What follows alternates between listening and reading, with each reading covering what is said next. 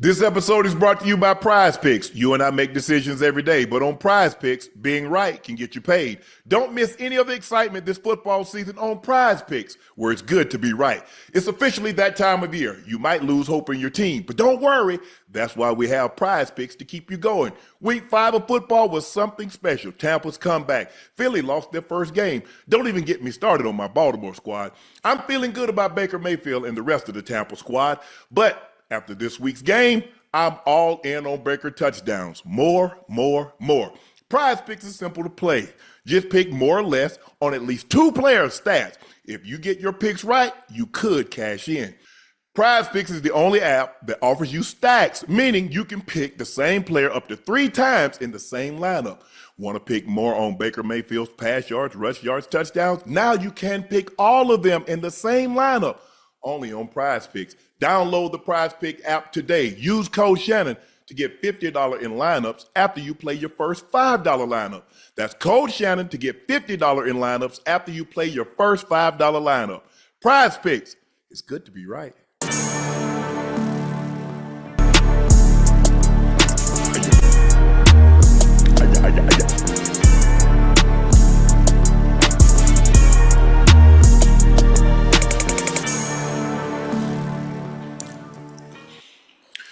Hello, ladies and gentlemen, and thank you for joining us for another episode of Nightcap. As the Georgia Bulldogs score 20 unanswered and come back and defeat Auburn on Cam's night, their retired good friend of ours, the show, Cam Newton's number 2. No one ever can wear that number again, I guess, unless Cam allowed them to wear that number. Great night for Cam Newton, but it was not a great night for the Auburn Tigers, Auburn War Eagles, as the Georgia Bulldogs, Cam Newton's hometown team, came back from 10-0 to score 20 unanswered as they roll over Auburn 20-10. Y'all know who I am. I'm your favorite Unc, Shannon Sharpe, and that is my partner and co-host. Not for much longer. After what he put on tape today, that was some bull. Y'all know that was some bull jive. Whoa! What happened today? Wait, no, whoa! I look good. I don't want to hear you say Ochocinco. I don't want to hear you say foot or ball. Tonight, you Chad. So this is my partner and co-host, Chad. No, ain't no timeout. I'm trying to understand what you talking about. What you put on display today in the sport that you played. I look good today.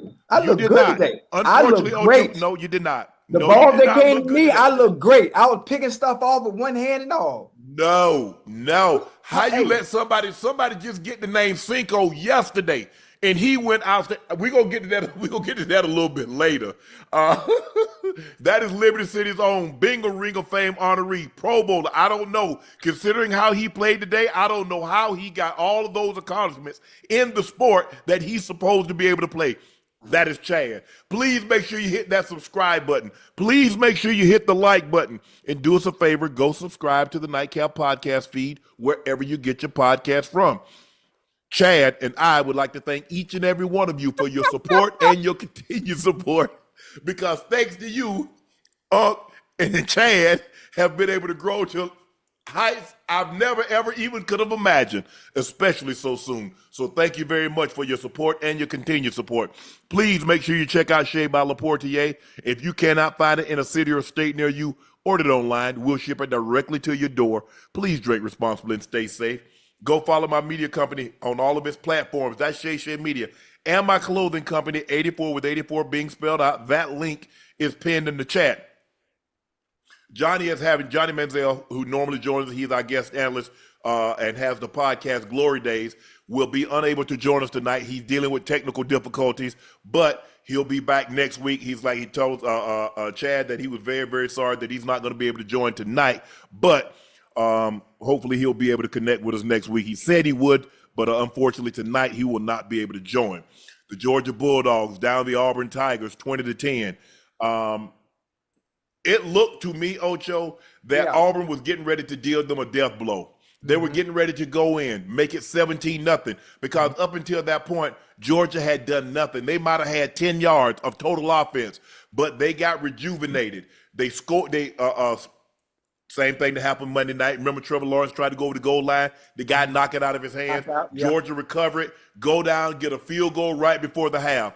And from that point on, They never looked back. Auburn, for whatever reason, Arnold was not able to get on track because I thought he played well early.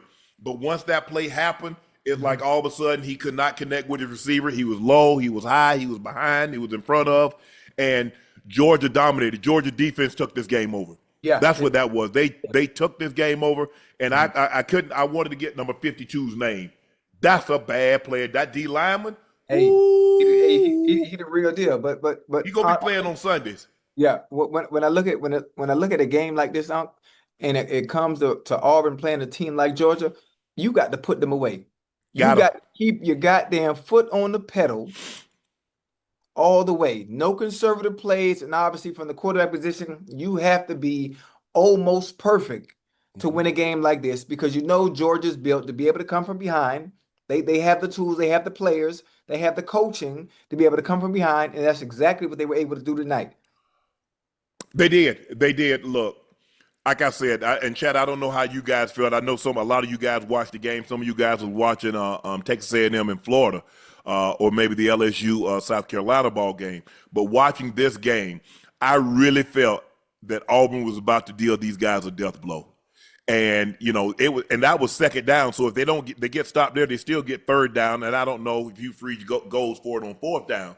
But once that played, the momentum, it was like it's so deflating because you're so close from a momentum altering play because you're like, man, we about to go up 17-0 over what they're the number 10 team in the country, and we got them on the ropes because up until that point they had done absolutely nothing. They couldn't run it, they couldn't throw it. Even when you look at them now, 31 carries, 79 yards. Gunnar Stockton he got guys started making plays. He was 24-38 for 217, but they had done nothing up until they got that fumble at the goal line, and then they really didn't look back because, like I said, they scored 20 unanswered points, and it spoils Cam Newton's jersey retirement. They stopped it. They replayed it. I don't care how you look at it. That was not a touchdown because as he's losing possession as he's about to cross. He doesn't have full possession of the football. You can't give them that. No, they called it on the field as a fumble. And replay evidence upheld the right call. That was a fumble. Yeah. I know Auburn fans might not like it, but that was a fumble. And you just got to do. I'm sure the quarterback coach and Coach Hugh Freeze, the offensive coordinator, who's ever going to be dealing with the quarterback, they're going to say, "Son, we got to have the most important thing is ball security. You cannot turn. We cannot." We're not equipped. There are very few teams in college football, as we're going to talk about. We saw Oregon lose at home today to Indiana. There are very few teams equipped to fumble the ball at the go because it's such a deflating, it's such a demoralizing play, Ocho. We go from getting 6, possibly 7 points with the PAT to we get nothing, and then they go down and get a field goal. That's a 10-point swing. And now they got life. Now, as bad as they played for the entirety of the first half, they go into halftime feeling like they got momentum. And they get the ball to start the second half. So Kirby is telling these guys, that's a way to fight your ass off, guys. You hung in there. Give us a chance. You gave us a defense. Great job. You gave us a chance to stay in this ball game. Offense, now it's your turn. And they got momentum, and they got a touchdown, and they kicked a couple of field goals. But you can't. You cannot turn the ball over. You just can't. Auburn especially, you're not good enough. This is not Cam Newton's Auburn Tigers. They're not. No. And they turned it over and they paid the ultimate price. But Georgia find a way to keep. They're like, let's just keep fighting and scrapping. They still got a couple of games to go. I think they still got Florida, but Florida is not the Florida we were thinking about. No. Ocho, the Texas Longhorns dominated the number 6 Oklahoma Sooners in the latest edition of the Red River rivalry. 23-6 after disappointing showing against Florida last week. Arch Manning played sensational today. 21 of 27, 166 yards, 1 touchdown. Trailing 6-0 minutes into the second quarter, Texas scored 23 unanswered points over the final 34.5 minutes and outgained the Sooners 188-88 after half, sealing the program's largest margin of victory, 17 points, over a AP top 10 opponent as an unranked team since 1957. Ocho, you, and Johnny have been very, very critical of Arch Manning. Yeah. This is the best I've seen him play against a ranked opponent. Absolutely. And the good thing for Arch, he needed a game like this, Unc. He needed a game like this, not against San Jose State or a smaller school where you're supposed to win and you're supposed to play well, but you need to have a game like this against a ranked opponent that has equal to somewhat talent that you do as well. He played phenomenal today, and this is great for his psyche, it's great for his confidence. Now he can build from this going into next week and the rest of the games going forward, saying, okay, you know what? I actually can do this. And I think he's been playing so bad because it's happened to me before in my younger days when I first got the opportunity to start, where things aren't going well, and I start questioning myself. I start questioning myself, well, am I doing it right? I'm putting in all the work, and all the work I'm putting in practice is not showing up when it actually matters and counts.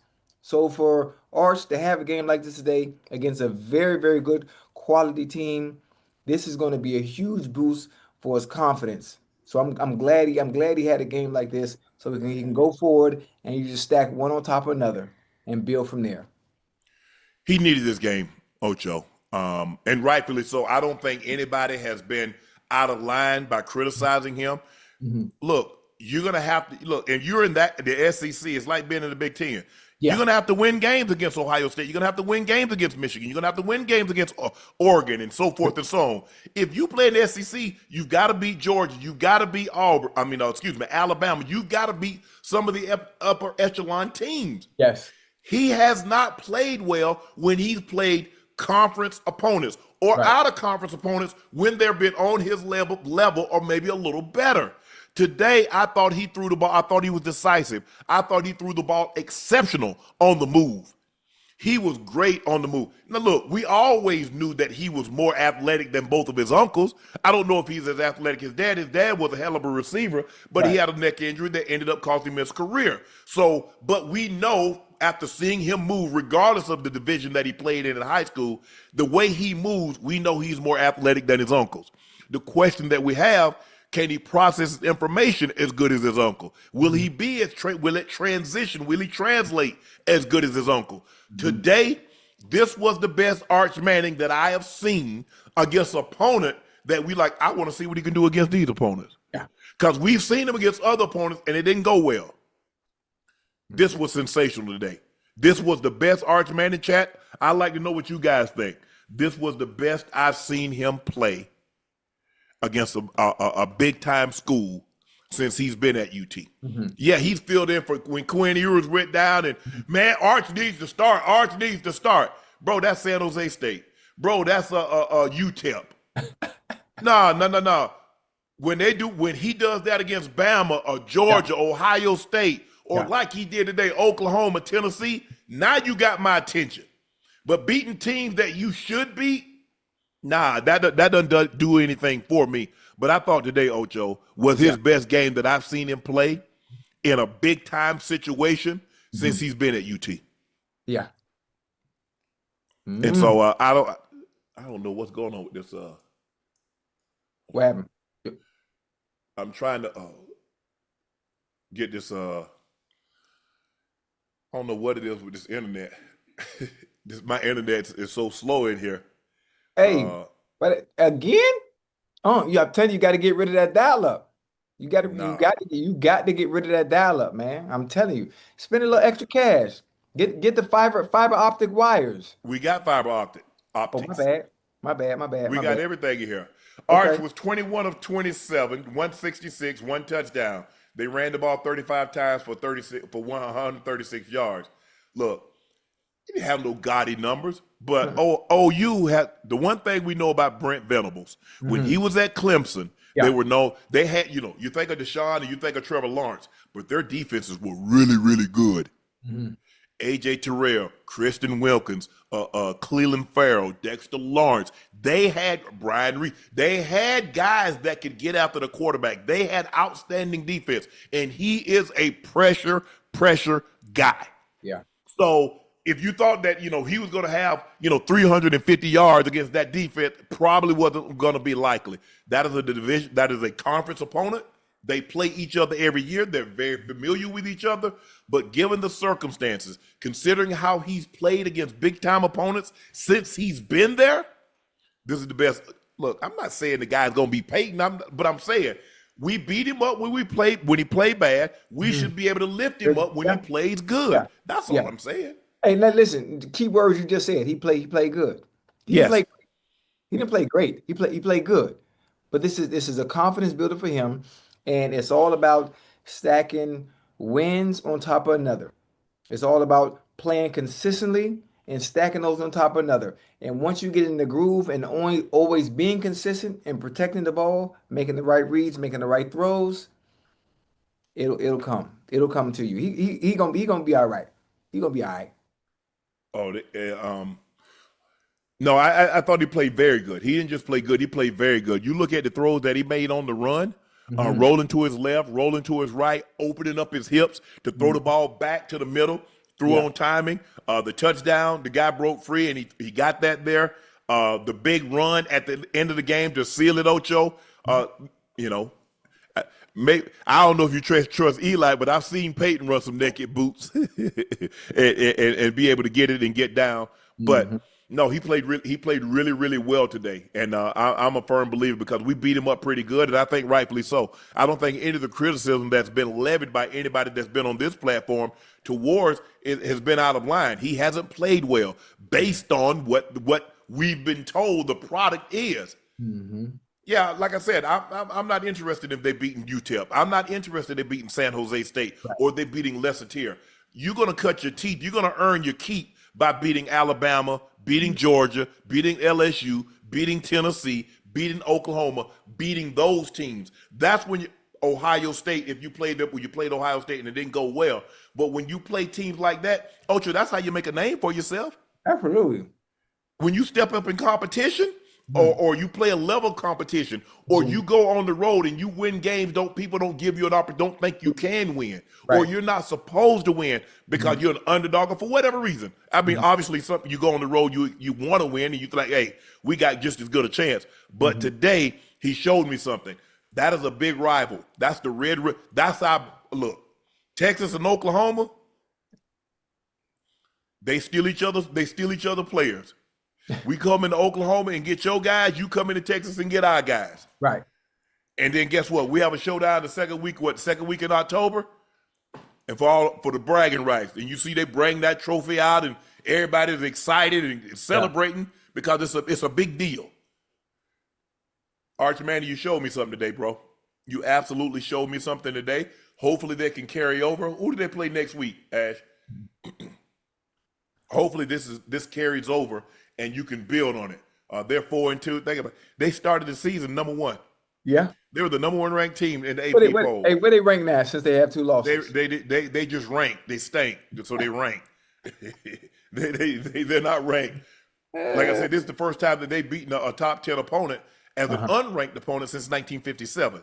Um, hell, I wasn't alive then. Oh, they play Kentucky. Oh, they play Kentucky. Wait. Oh, hold on, Ash. That game is October 18th. No. Yeah. Yeah, Yes, yeah. Matter, next matter of Saturday. fact, Yes. man, yeah, I'm gonna be at that game. I'm gonna be at that game. Mocha, she got me tickets to sit in the student section. If I'm not mistaken, that's Kentucky's homecoming. Am I right? I'm correct, Ash, right? I don't know why they would do that. Yeah, she told me to come. She said, "Daddy, can you come to the homecoming, October 18th?" So I told Doug, I say, "Doug, don't put no number schedule for October 18th. I'm going to sit in the student section. I'm gonna paint my face with the blue heart and I'm gonna wear the checker. I'm gonna wear the checker overall. You know the checker overall they Yeah. do. And I'm gonna sit in the student Man, they section. stole that from Tennessee. Tennessee wore them wear checker overalls. That's where they got that from. Yeah. Yeah, Kentucky got the blue and white one, so I got mine. I'm They ready. stole that edge from Tennessee. Uh no, but look, this is something they can build on. I don't know what Texas schedule is, remaining schedule, but Mhm. this is a big boost for him. He knows he hasn't played well. He knows he hasn't played up to expectations. Everybody loves the backup quarterback until he has to start to play. Yeah, This is what, he play him in front of Ewers, play him in front of Ewers. Don't you think if he was better than Ewers, Steve Sarkisian would have put him in there? yeah. Of course he would have. Now, that's not to say that he won't go on and be a better pro than what Ewers. Hmm. But they got Kentucky. They at Kentucky, at Mississippi State. They get Vanderbilt at home, which will not be easy. They get at Georgia. Arkansas, at Texas A&M. They don't got no easy schedule. Yeah. Texas A&M and Texas do not like each other. Texas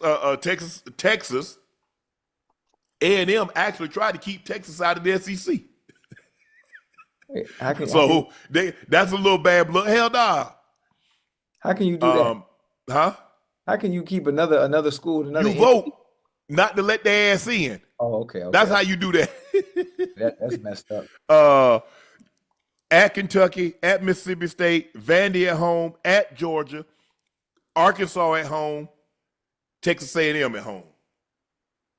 So it's not like they got it. They desperately needed this win today. Yeah, desperately needed this win today. Mississippi State, Kentucky, rest of them all SEC opponents. Kentucky, Mississippi State, Vandy, Georgia, Arkansas, Texas A&M. Ooh, that's a nice little gauntlet too, boy. That's a nice little gauntlet too. But again, as Texas goes, everything is based off the quarterback play. This ain't just about Coach Manning. This ain't just about Texas. This goes for any team, whether it's college, whether it's high school, whether it's NFL. The better your quarterback plays, the better your chances are at competing and winning games. Yes, you're absolutely correct because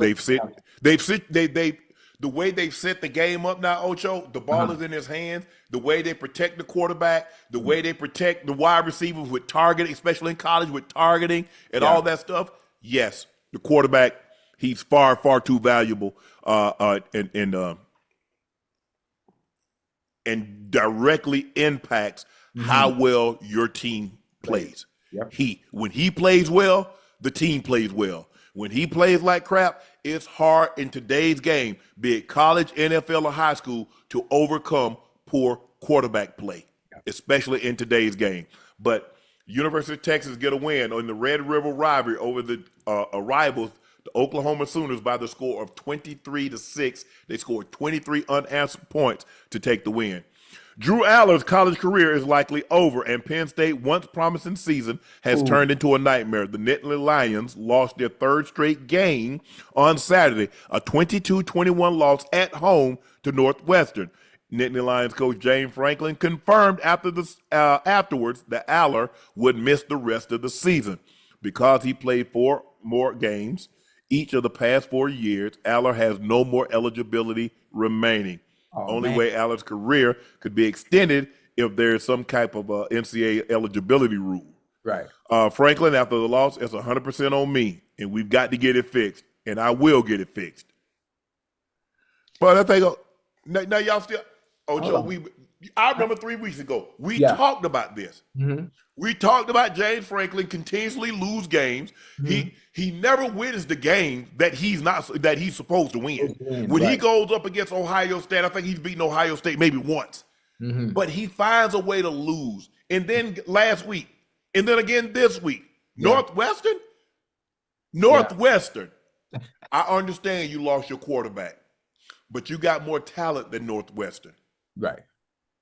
Hey, wait a minute. Now you know how severe it can become offensively to run an offense. Think about what you just said when it comes to having a consistent quarterback play, and how difficult it becomes to actually win games when your quarterback goes down. So maybe he doesn't have the talent you think he may have, or you wouldn't have 3 losses in a row. I don't look. I think James Franklin is a good coach. I don't think he's great. I don't think there's anything special about him, to be honest. That's just me. Watching him when he was at Vanderbilt, watching him over his career, I don't think he's special. I don't think he's a must-have. I don't think he invigorates your, like, oh my God, we got James Franklin. Right. I don't think, if one of these big time, so you think if Michigan, Ohio State, Alabama, one of these big time college programs, the first call they got is reaching out to James Franklin? No. No, absolutely not. Hey, look, bro, you go to Northwestern, you're like, man, I'm gonna be a doctor, I'm gonna be a businessman, I'm gonna be a lawyer, I'm gonna be journalism. Man, come on. So you're not giving the football players no credit, huh? I mean, look, Pat Fitzgerald was a hell of a football player in college. Yeah. I mean, I don't really know a whole lot of Northwestern players that play in the NFL. Yeah. I mean, I know a lot of them that's in, Mike Wilbon and Mike Greenberg. I know a lot of them. Hmm. Hey, you know what I I think know a about? lot of businessmen, a lot of Yeah. business people that went to Northwestern. Mhm. You know what I want to say too. Obviously, I'm not taking up for James Franklin. You have to win games, especially playing for a school, a prestigious school like Penn State that has had much success throughout their tenure in general. I look about I think about Bill Belichick, as great as he is, as great as his resume is in the NFL, and going to North Carolina, and obviously having expectations. A lot of people expecting them to look like what Bill did and what he's able to do with the Patriots, and then him Hmm. not having success in North Carolina. It's similar to James Franklin. We have expectations for them to look a certain way, but maybe he doesn't actually have the tools and the players to be able to do what he needs to do to beat some of the big schools. Penn State sunk millions and millions of dollars in retaining key veterans from 2025, aiming to repeat Ohio's success in 2024. So they Hmm. spent money to bring a lot of them guys back. Yeah. They Oh, ain't, the they ain't- offensive tackle. He got hurt. He was the highest paid tackle in football at the Chargers. He went to Northwestern, Rashawn Slater. oh, he the real deal. Um, Hey, he's the yeah. real deal. He the real deal. But their season's over, Ocho. Where you going? You ain't going to the Big Ten championship. You ain't going to no college football playoffs, bro. You lost it. You lost to Northwestern. Even if Yeah. you, I don't even know if you can get into college football playoffs. If you only had one loss and you lost to them, Ah. man, this. I mean, this was horrible. This is. It's hard to say this is James Franklin's worst loss because he's had so many worse losses. Right. Well, But this listen, is but you ooh. got to you got to remember too, those worst losses were against much better schools. Very good. Nah, it ain't supposed to be no much. You Penn State. You do realize Penn State won national championship. You know they put a lot of guys in the NFL. Oh Penn yeah. Penn State used Oh, to put Penn State used to be Alabama putting guys in the oh NFL yeah. I before know. Alabama. I know. I know. We Yeah, go so hey, listen, we going back to LeVar Arrington. We going back to Kajana Carter. Um Kerry Collins, Kerry Collins. Let me keep going. Hold on. Well, obviously we know Micah. We know brother Abdul. Abdul Carter. Yeah, Abdul. It's more than that though. It's more Oh than yeah, that. for sure. Yeah, yeah, yeah, It's yeah. way more than that. That's just off the top of my head and what I can remember. Um, but they have not been good at all. And I think they put up. I think I was reading today they would owe James Franklin about $49 million if they were to buy him out. Wait, whoa. Stop. How much? 49 million. Hey, what you think about me you getting into college coaching? Now I don't want no part of coaching. I don't have the I'm just patience. you got the who? I don't have the patience. You ain't patient enough for $49 million? I am not. Ain't no sense in me fooling you. Chad, y'all know who I am. Y'all know who I am. Yeah, so ain't no sense, they had Ocho Saquon Barkley. They had DJ Carter, Oh yeah, Kijana, I'm tripping. See, Saquon. I'm so yeah, no, that should have been the DJ first one. Dozier, Kijana Carter, Saquon Barkley. Oh, they've had some running back. Yeah. I think Curtis Ennis went there too. Curtis Enos. Man, Unc, you ain't said no receivers I yet. think Kyle Brady went to Penn State. Oh, hold on. KJ Hamler. Yeah, KJ Hamler. Yeah. they had another had a dude. I forget. I think he came out a couple of years before me. Uh, Kurt Warner might be the best running back, but he ended up getting hurt. He went to Seattle. He was a monster. Uh, oh, Wait, Chris Godwin went there? yep, Hey, Unc, where did Curtis Conway go? USC. Okay, that's right. Yeah, that's right. He You talk was about Layla Lee's husband? yeah, okay. You're right. Yeah. Yeah, Curtis. I'm thinking somebody else. Somebody else.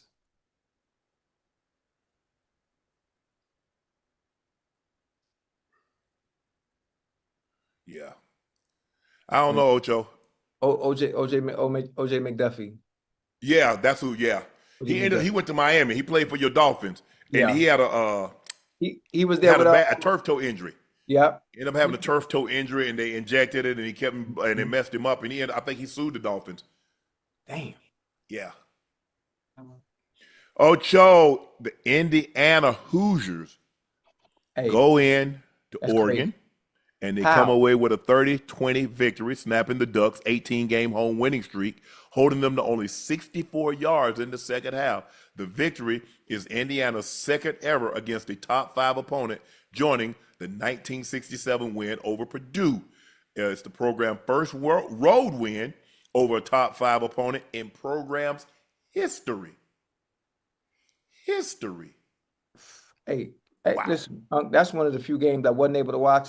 Obviously, out here where I am in London, I was able to see a few games. The main games. I wasn't able to see the Oregon game. Please explain to me, with this being the one game I wasn't able to watch, Uh-huh. how in the hell did Indiana beat Oregon, which I think is much better in the trenches, much better at the skill position, and hold them to how many points in the second half? Shit, they held them to 64 yards. 64 yards. Wait, it must have been raining real bad, huh? It wasn't raining. No? Okay. I'm just I trying to mean, get. Indiana had 2 guys that had 13 total tackles.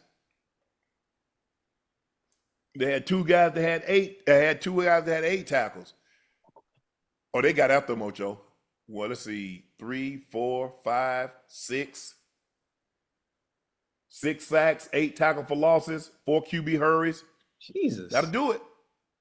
They must have been blissing. They must have been blissing out the wazoo. They can get out there. Hey, to Pat McAfee, P. Mac, he picked it. Everybody else across the board went Oregon. Oregon. Pat McAfee, the only one picked Indiana to He win. picked Indiana. He knows something. He know ball.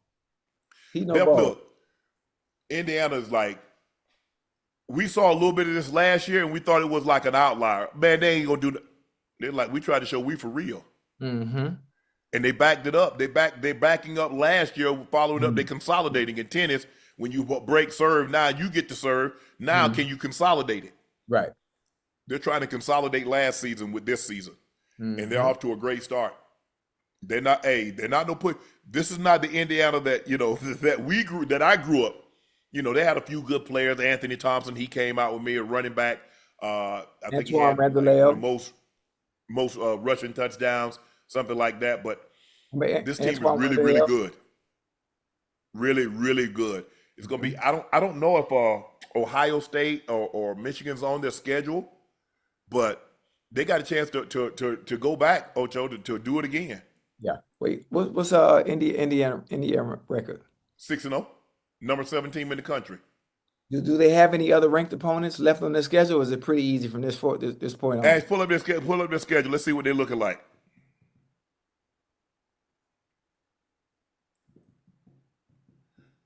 They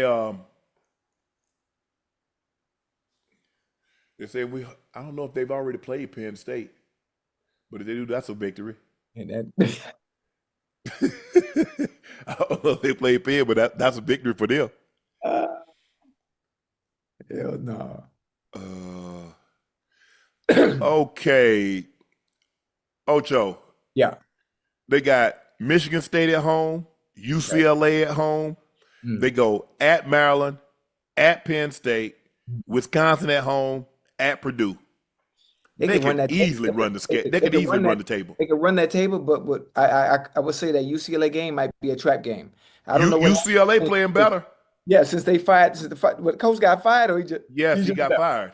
Man, ever since he got fired, boy, they've been playing all world. Yeah, they appointed Rick Neuheisel's son as the interim coach, and he's done a great job. He's got him playing well. The quarterback is playing a lot better. Yeah. Look, Sean Foster just wasn't getting it done. There's no other way around it. Because all I know is that those same players that he hadn't won a game with, somebody else came in there and they won with him.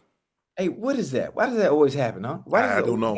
When a coach gets fired in the middle of the season, for some reason, the players respond a little better and play well. I don't understand. I know coach is looking like, well, hell, why y'all ain't do this when I was there? Why y'all ain't play this way with this kind of effort? Maybe he wasn't coaching them up. Maybe it's a different philosophies, or maybe it's how you call in plays. Because I think Neuheisel is calling the plays. Okay. So, dang.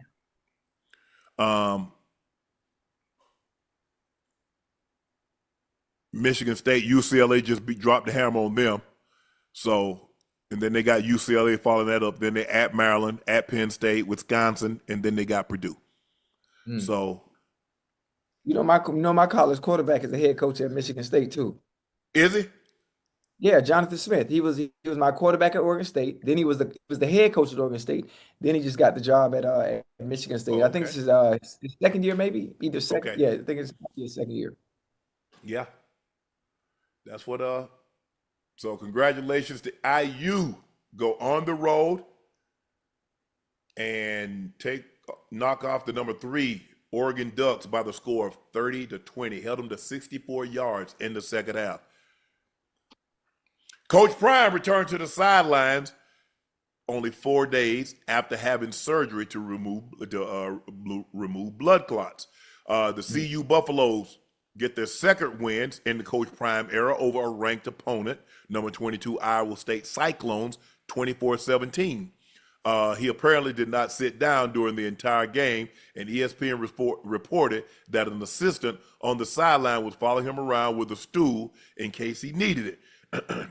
Colorado linebacker Jeremiah Brown said, "It gave us a reason to fight, a great reason to fight. Coach Prime had surgery on Tuesday. He came back that Wednesday morning after 4-hour surgery, and he was hurt. He was limping on the field, hurting, still running around, still giving us all the energy we need. So I think that's all we needed to fight."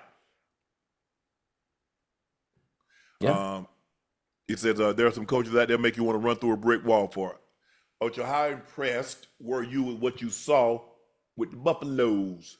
Hey, listen, I'm really impressed. I'm really impressed with them actually fighting. They've had some games that they lost this year where everyone has really damn near counted them out.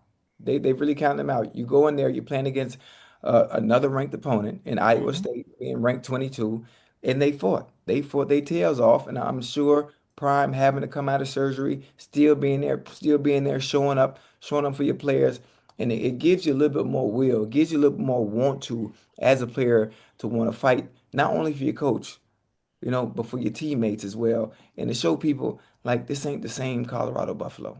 We not the same Colorado Buffaloes. Even though things aren't going well this season, we have some losses, but we want to show we can compete at this level too against ranked opponents. And I'm sure everybody and their mama, if you're a gambling man, you probably pick Iowa State to win this goddamn game. Of course. Yes.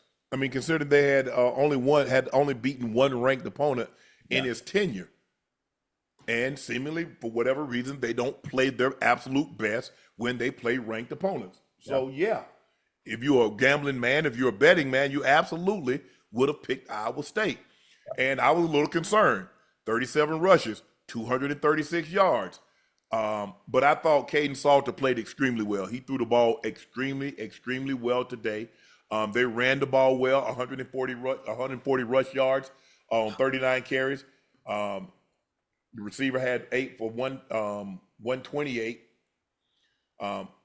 They played well, Ocho. This was the best. Look, we wanted a clean game too. No turnovers. Yeah. Clean game. They're not good enough to overcome that. Turnovers, yeah. They're not over. They can't overcome turnovers. They can't. That's not who they are. I mean, you look. There's some games on there. They're at Utah, Arizona at home, West Virginia on the road, Arizona State at home, K-State on the road.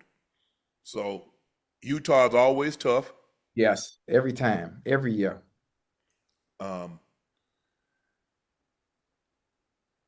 Yeah, I was concerned, though. I was like, damn, can y'all stop the run?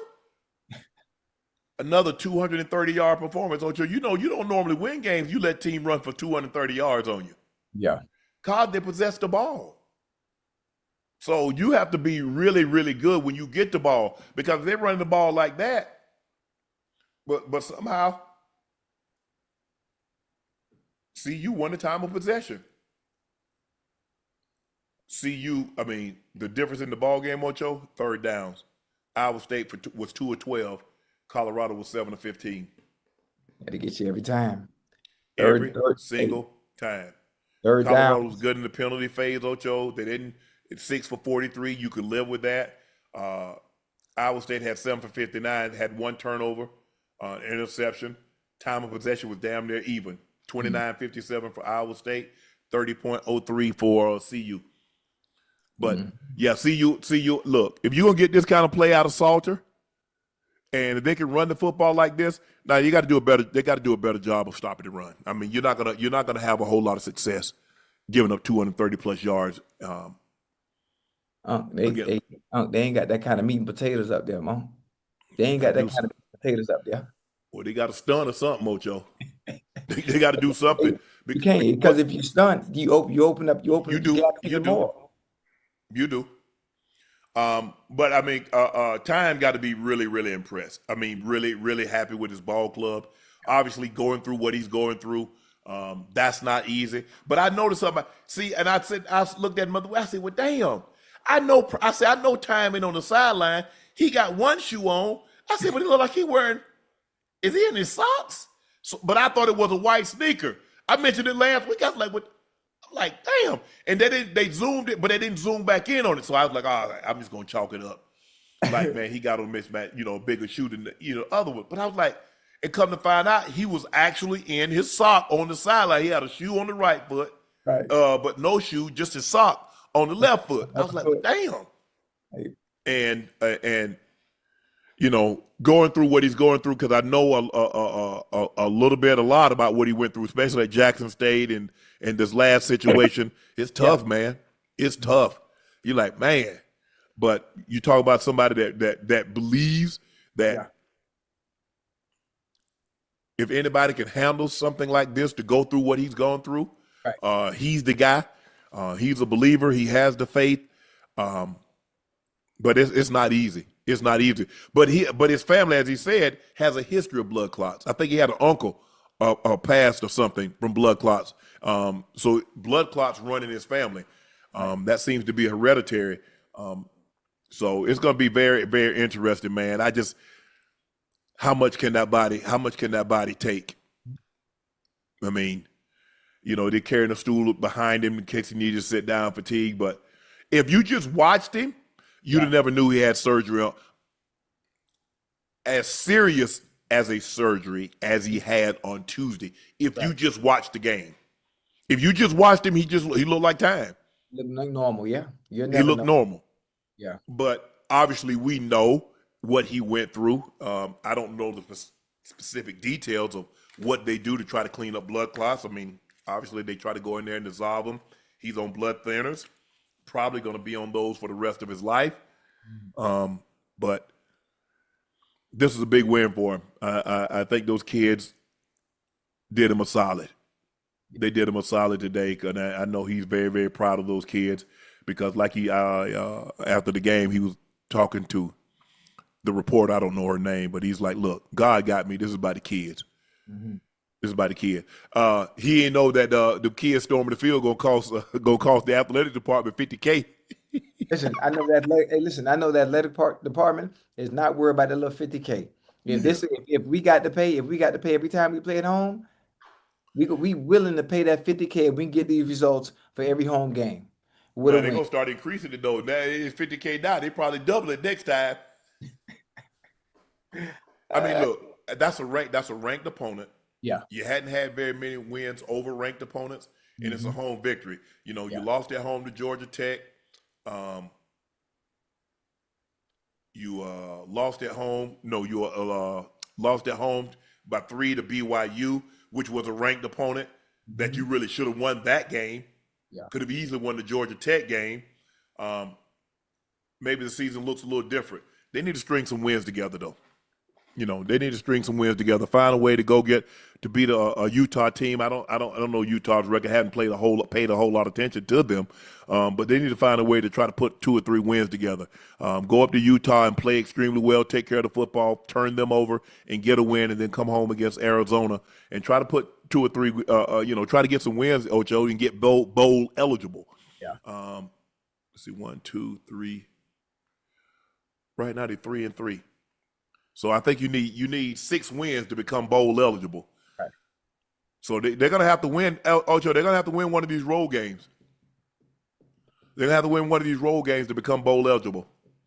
Okay. So Utah, West Virginia, K-State, and you're going to have to hold serve at home. You got Arizona and Arizona State at home. You're going to have to win both of those, and you're going to have to win 1 game on the road at least. Whew. That's a tough task, especially with schools you just called out too now. K-State ain't no joke. No, That's no, real K-State ain't no easy win. joke. Nope. Virginia, Rich Rodriguez, they're not the same West Virginia in his first tenure Right. where they had Pat White and those guys were, Tavon Austin and all those guys all in space, playing in space. It was different, boy. Yeah. I think Steve Slayton, I think that was the running back's name. I think that's his name. They're not that. Right. But they're tough to beat at home. Mm-hmm. And so we'll see what time have in store for them, but they definitely need to get bowl eligible. They need to win 3 more games, and I think they're more than capable of doing that. Ocho, after the game, Coach Prime found out schools get fined $50K for rushing the field. But I love to see it. I really do. Any worry about the fine? Is it a fine for rushing the field? Yes, sir. What is it? 50. 50 what? 50,000. For rushing the field? Yes, sir. How's it 50,000 for rushing the field? Who made that a rule? Excuse me? Come on, man. That ain't right. I mean, these kids. Well, we have 50,000 right there. We can chip in. Let's chip in. That's how it was when I grew up. We going somewhere back before you get in the car with some gas. You got to chip in.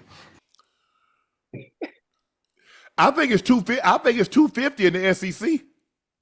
As check and see if that. I think it's 250,000 if they rush the field in the SEC. No, the SEC got different kind of money. They got different kind of money. So obviously, the price is a little different. True. Damn. Look, I think the thing is, Ocho, is that sometimes students, they have, some of them that got ID and they're able to drink, and sometimes, I think you're trying to protect the student and you're trying to check the players. You don't want a LeGarrette Blount situation, you don't want situations like that. So you really want to protect the players and you want to protect the student body. So I get why they're doing it. I do. I really do. But it's hard to tell a college kid that's excited, been screaming their lungs out for the last 2.5, 3 hours, and we just get a big victory. Don't run the field. Now, what they can do is have security when you're going to win a game against a ranked opponent and they're excited. You got to have security. You don't know you're gonna win no game against no ranked opponent when you unranked. Oh, I'm saying they got to already be prepared and have security lined up around that goddamn stadium. You got 50,000 security people? Because who them 25? Did you see? Go back and take a look at the film. The security talking about stop, and them kids coming right by them.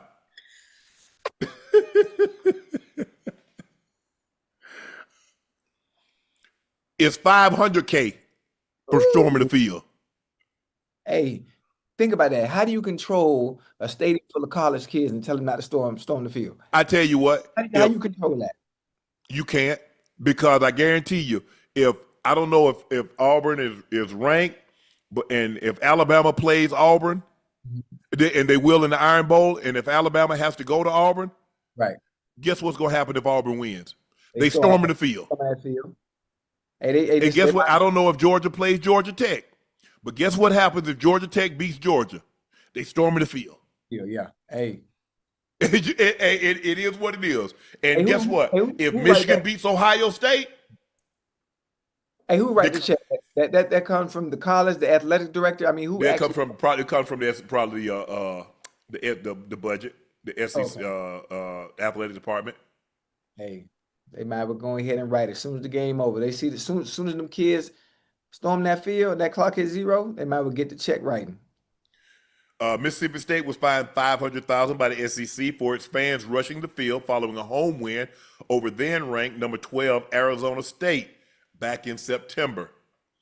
Guess what? If they play Ole Miss, you might as well should have gave them $1 million, because if they play Ole Miss at home, they're going to storm the field again. They're going to storm the field again. Absolutely. And guess what? They got Texas. Let them beat Texas. They're going to storm the field again. Yeah. And the thing is that, man, you ought to saw I was looking at the security. I said, y'all better get out of the way before y'all get ran over. Even the women coming up out the stand like, hey, we going to the field. Yeah. They booked it. You saw the kid that was stuck up under the goalpost? From CU? Yeah, I think it had to be. I'm just watching them come off the sides. Oh, okay, Like okay. they stormed the like the troops stormed the beach at Normandy. That's how they look coming over the railings. Like, but damn. Some little kid was stuck up I under the guess that would be goal. cool to Ocho. Hey, that'd be dope. Can you imagine? You think you'd be able to make it? Make what? Let's say what happened. You at a game and you watch it in the stands, and all the kids storm the field. You gonna storm with them? Man, I ain't moving. Man, I jump. Hey, the last thing I need to do is jump down and my hip pop out of place.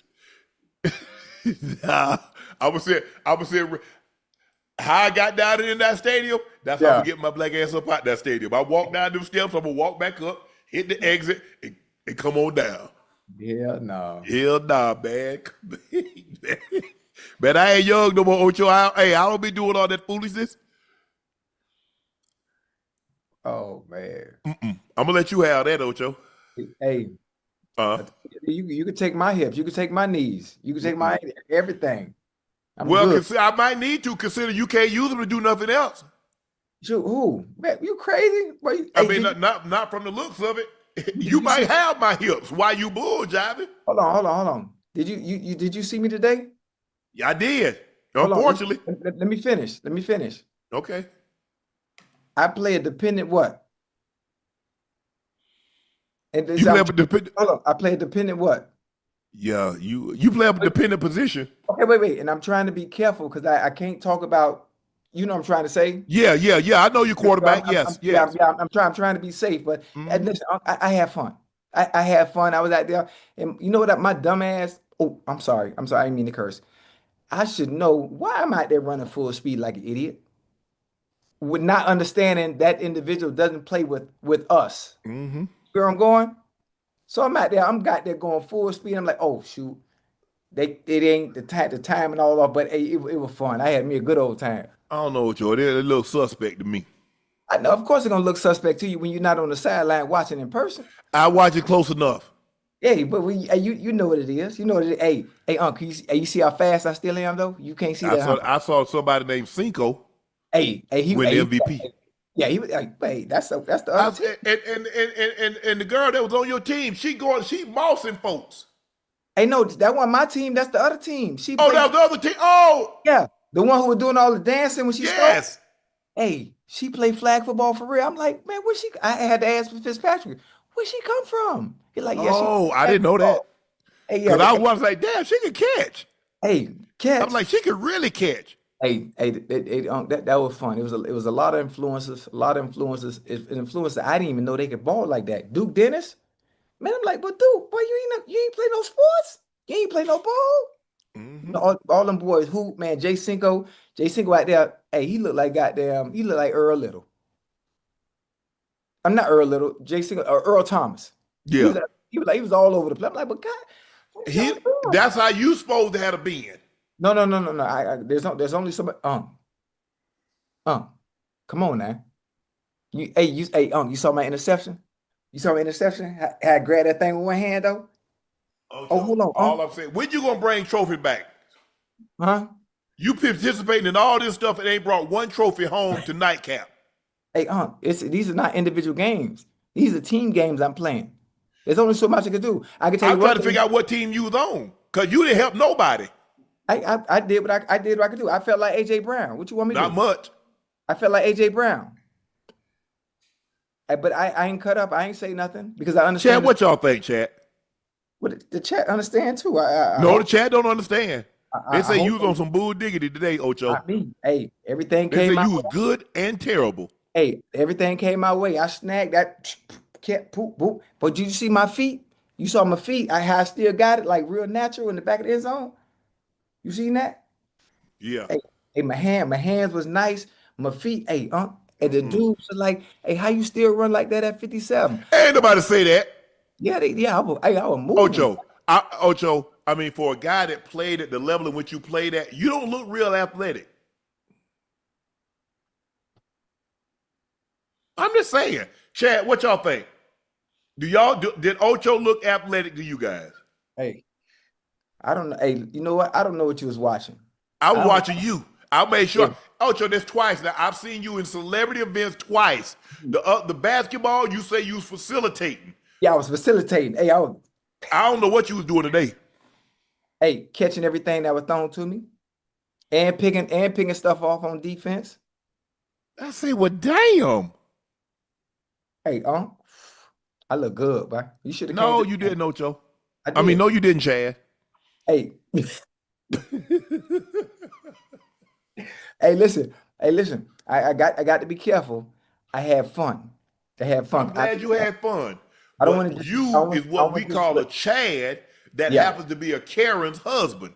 So that's how you got your name. So you, man, I say, man, this for real? Hey, Man, you need to get you need to get Neff out there, man. You need to get your boy Ocho.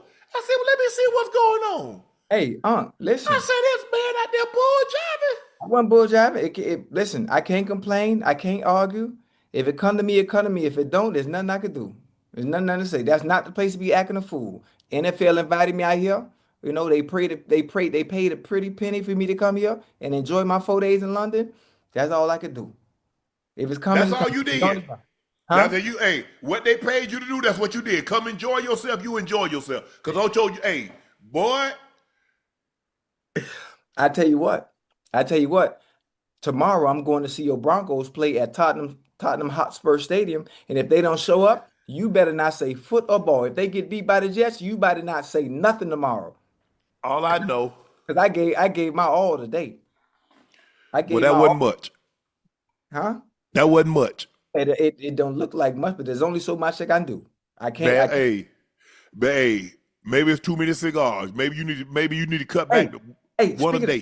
speaking of cigars, right, Unc? Boy, I ain't come out no plays. I played offense and defense. I ain't even get tired. I played the whole You game. wasn't doing enough to get tired. No, I was. I was No, you running. weren't. I was running full speed. Mm-mm. Now you talk Boy, about I wasn't doing it. You talk about I wasn't doing enough. Like I control what I can control. if that's your full speed, you ain't beating nobody that you You talked. you weren't watching. You weren't watching. You weren't I watching. watched. No, you weren't watching. You ain't watching. You ain't watching. Chat. What y'all think about Ocho's performance today? Honestly, what y'all think about Ocho's performance? It's only so much I got to do. I'm trying to figure out Ocho, somebody say you need to just sell cigars on the sideline.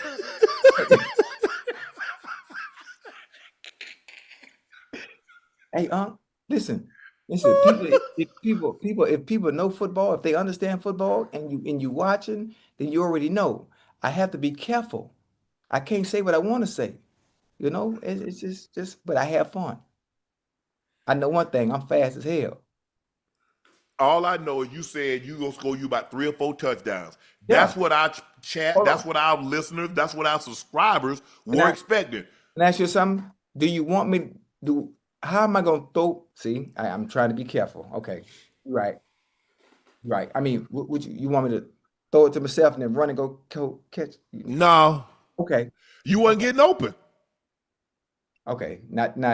That's what we gonna do. What we not gonna do is we not gonna play with my feet like that. That's what we not gonna do. You walking. We not. Man out there walking in his routes. Hey, I will put them up and put them down. Hey, all I'm trying to think, what year was that? That might have been like 2009. What happened? We actually had an NFL flag football game. For real? We had like Marino, Montana. It Yeah. was me, T.O., Prime. It Y'all was playing for Jerry. real? Y'all playing for Yeah, real or yeah, bull yeah, yeah, driving? yeah, yeah, yeah, yeah, yeah. Yeah, okay. Hey, them boy. Hey, they was out there playing hard, boy. They used to have a flag football game during the Super Bowl on MTV. For real? Yeah, with Like pros versus Joe or something? Or it was like, me, Warren Moon, Dan Marino, Nelly, he, Lachey used to be married to Jessica Simpson, Lala, Nicole Richie. Oh yeah, why they stop doing that, man? I don't know, but we ran a play because Nelly athletic as Yeah, hell. Now Nelly be taking that Nelly can stuff for play. real. Yeah. But anyway, so the last play, they say this is the last play. Uh-huh. Whoever, if we score a touchdown, we win. If they knock it down, they win. Right. Man, they put Nelly outside. Uh-huh. Warren said, "Rich run a 9." Warren threw it up. Nelly ran up on it. About 50 yards. Yep. Nelly fast, huh? Yeah, Nelly athletic for real, for real. Yeah. Them Oh boys. yeah. It's so funny is you get to see some of these dudes that obviously they're streamers. That's what they do, full Yeah. time. And then I actually see him, Duke Dennis and JC. I'm like, wait a minute. Boy, if y'all boys don't put that camera down, boy, y'all could do something with that. I think Duke Dennis was in the military. For real? I think so. What did you? Yeah. Oh, I ain't know that. A military take a different type of discipline, man. Yeah. All that you ain't gonna be screaming at me. Yeah. I caught me a go ball on he used to be married to Sofia Vergara, Joe Margianello. I think that's I don't know how to say his last name, but he was married to Sofia Vergara. Yeah. The actor, yeah. I beat him on the go ball, Ocho. I read a stutter 9 on him. Hey, I felt bad. I said, man, I know I just ain't run no stutter 9 on this man. And this man probably ain't never played football or hadn't played football forever. Yeah. that was fun. Hey, Fitzpatrick was over there, man, throwing dimes. He throwing dimes. The chat say Cinco looked like Prime and Ocho.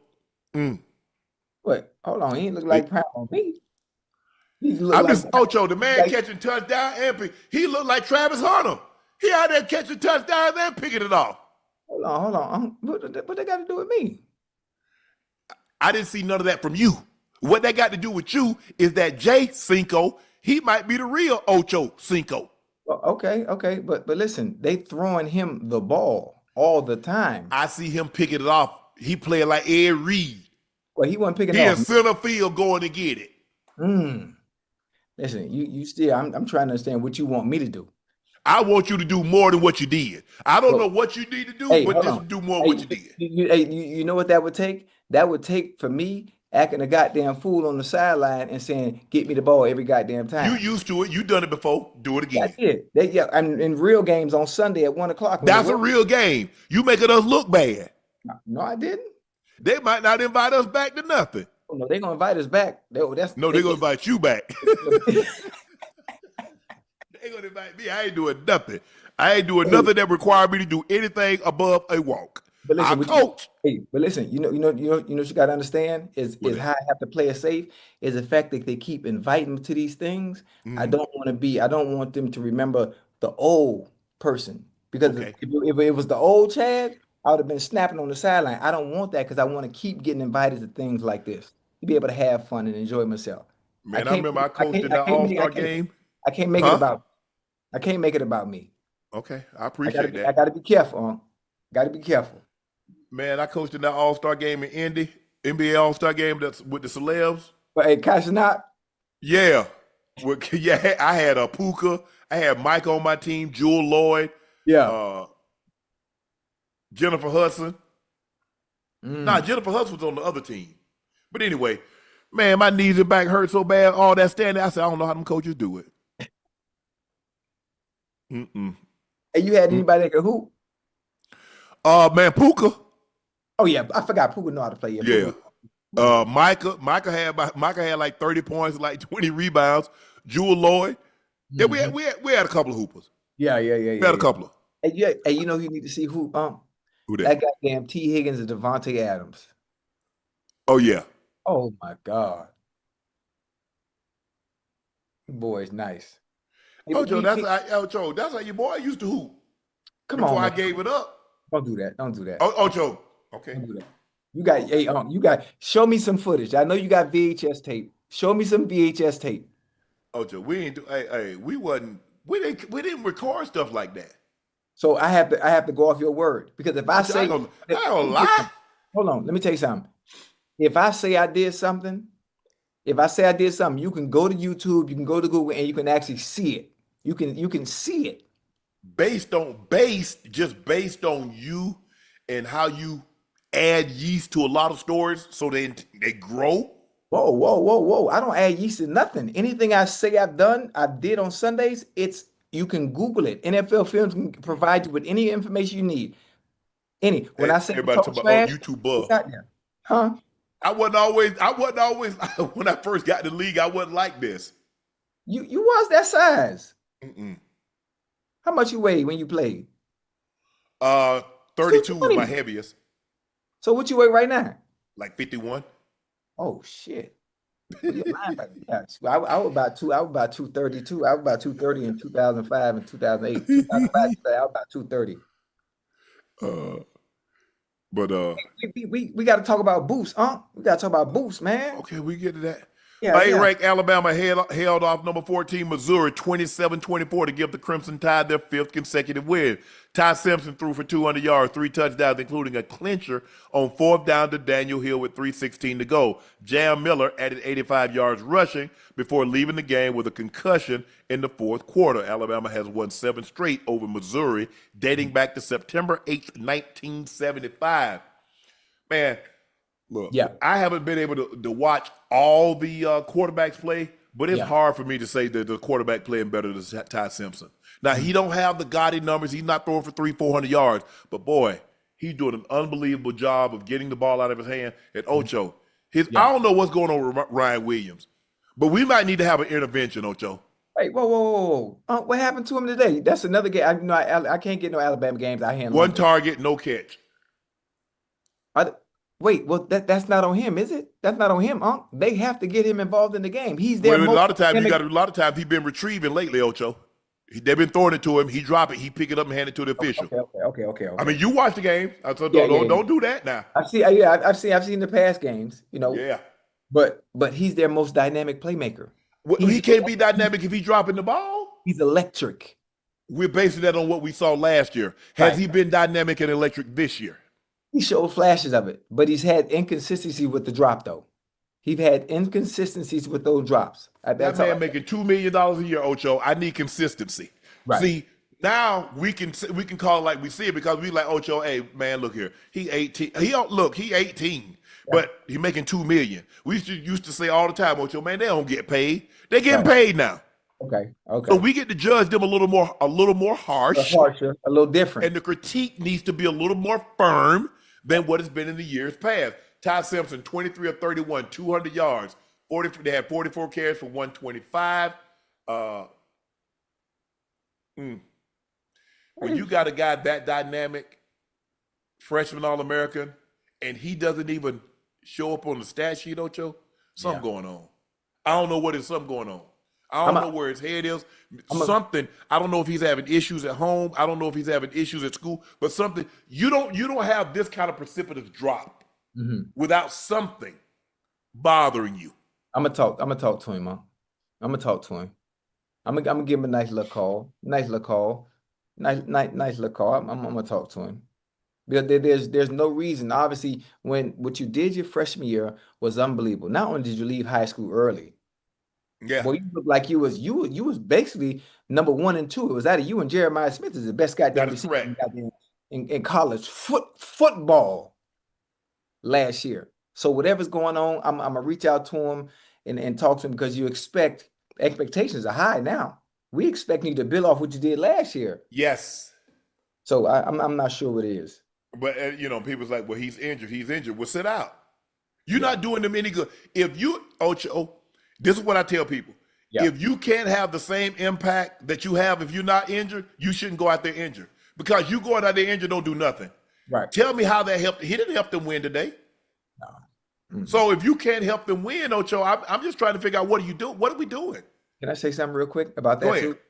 too? Some players, even when they're not 100%, their 80 or 85% is better than other players at 100. And I view Ryan Williams based on his skill set, his DNA, and his makeup as a receiver. Even him being at 80, 85% is still better than other teams' receivers at full strength. Boy, Horton and Brooks been playing better than he has this year. I'm with you. Listen, I can't. If we'd had this conversation last year, Ocho, I said, Ocho, you got me dead to right. Yeah, but I have no argument with that. I can't argue that fact. So hopefully you have a conversation with him and get to the bottom of what's. I'm hitting. Okay. Number 5, Texas A&M continues its perfect start with a 34-17 win over Florida. Marcel Reed threw for 234 yards, a touchdown, and ran for another score. It's the first 6-0 start for the Aggies since 2016. They improved to 3-0 in the SEC Conference. Aggies look good. I know. Hey, Johnny went to that game. He was there. Don't start me the line. He probably was. They probably showed off for him. They showed off for him. Let's see here. See what they're looking like. See these stats looking like. Yeah, but they look good. Look, and DJ Langway didn't play bad. 21 of 37, 245, 2 touchdowns, no interceptions. He couldn't run the ball. Marcel Reed was 16 of 26, 234, 1 touchdown, 1 interception. They ran the ball 42 times for $183 and 3 touchdowns. I don't know what happened to Florida. I don't know what happened, Ocho. They just played good last week, huh? But how did they play the week before that? And the week before that? It was bad. Exactly, that's my point. But Ocho, they 2-4. They played Texas A&M. Ocho, they were 2-3 before they played Texas A&M. So they had more losses than win even before they played Texas A&M. That's my point. Oh, yeah, no. That's messed up. No, but they got, look, there's a lot of heat on Billy Napier. I don't know how he survived this, Ocho. I don't know if he can hold on to this job. You can only do so much from coaching on the sideline. If you don't have the players to compete against the Power 5 schools or the better schools that got that money, as you know, Texas A&M got that money, so they have the better players. Most will say, well, it comes down to coaching. Well, there's only so much coaching can do if the players on the other opposing team are better than the players that you have. Coaching ain't gonna solve that. He's just better than us at individual positions. That's what it comes down to. If we want to be detailed and nitpick. Turnover, they fumbled it 4 times, Florida did, and they lost 2 of them. Langway fumbled twice, lost 1. V. Brown, the third, lost 1. It's just, I don't know. I mean, I think the thing is that what has happened is that we've allowed the media to form this, like, Florida's going to be good and Langway's going to be this and that. And we bought into it. I'm missing something. I just don't see it. It's like all the quarterbacks, Ocho, that they hyped this year coming into this year. Yeah. I ain't seen it. It ain't. Well, hold on. Have there been any quarterbacks that just jump off the screen this year at all? No. None. And I mean that in a respectful way. Nobody's like, oh my goodness, you know what? He's a first round pick. He's the first pick to go in the no. There's nothing like that. There's no Cam Newton. There's no C.J. Stroud. There's no Jaden Daniels. There's nothing like that. Nothing. I think the thing is, Ocho, look, we're 6 weeks into the season, and ain't nobody mentioned nothing about no Heisman. No, not at all. Ain't nobody said nothing about no Heisman. Right now, me and you got a better chance of winning the Heisman. I mean, if we go back and look at it, Ty Simpson, he don't have great stats, but they're playing well. He doesn't turn the ball over a bunch. I think the guy at Notre Dame had another big day today, but I mean, Chad, do y'all know something I don't know? Who's the Heisman front runner? Drew Aller, he's hurt, but he was playing terrible. What about Langway? He's playing terrible. What about Carson Beck? You took the words out of my mouth. Maybe Carson Beck. Yeah. Haynes King. I don't know. But it's just like, I just expected more from Florida. But Texas A&M is rolling. All that money they've been pumping into that organization, Ocho, is probably is finally paying off. It's finally coming to fruition. Yeah. Jimbo's like, man, they're like, Jimbo, we gave you opportunity after opportunity. Walk-on running back King Miller powered hard-nosed USC to a 31-13 victory over Michigan. King rushed for 158 yards and 3 touchdowns. And Jada Maivia passed for 265 yards and 2 touchdowns. Despite playing without 2 starting offensive linemen, USC won a hard-nosed Big Ten football that included 224 yards rushing, most from a tailback so far down the depth chart, against the nation's 7th-ranked run defense. Look, if you're going to beat Michigan, you got to be able to run the football. They're hard-nosed, they blue-collar, they try to punish you running the football, and they try not to let you run the football on them.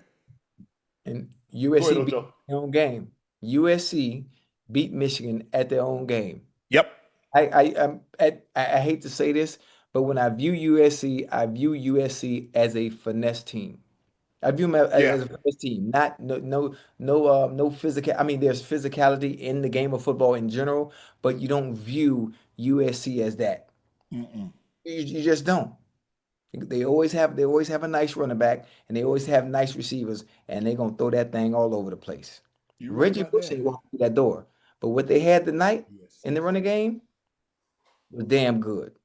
You beat Michigan at their own game. Yeah, I just don't what's he used to he was USC, he was OU's offensive coordinator, took the USC job. And he's had different coordinators, he's tried some of everything. And for whatever reason, they good offensively. Yeah. They can put points on the board, but hell, they can't stop anybody. Michigan,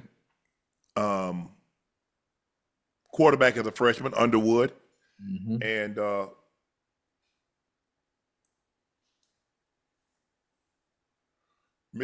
Bryce Underwood had 15 to 24, 207, 2 touchdowns, 1 interception. His receiver March 8 for 138 and a touchdown.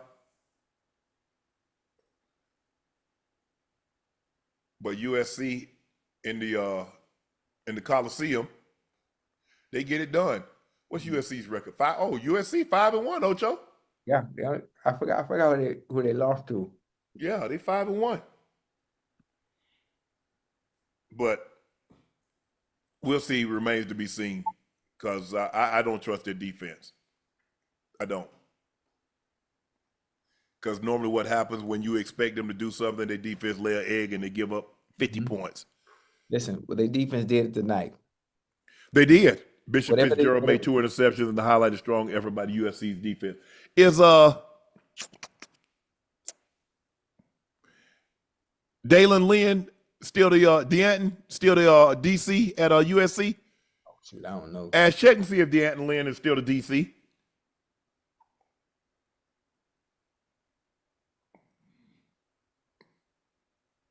I remember when he was a little kid. That's Anthony Lynn's son. Anthony Lynn.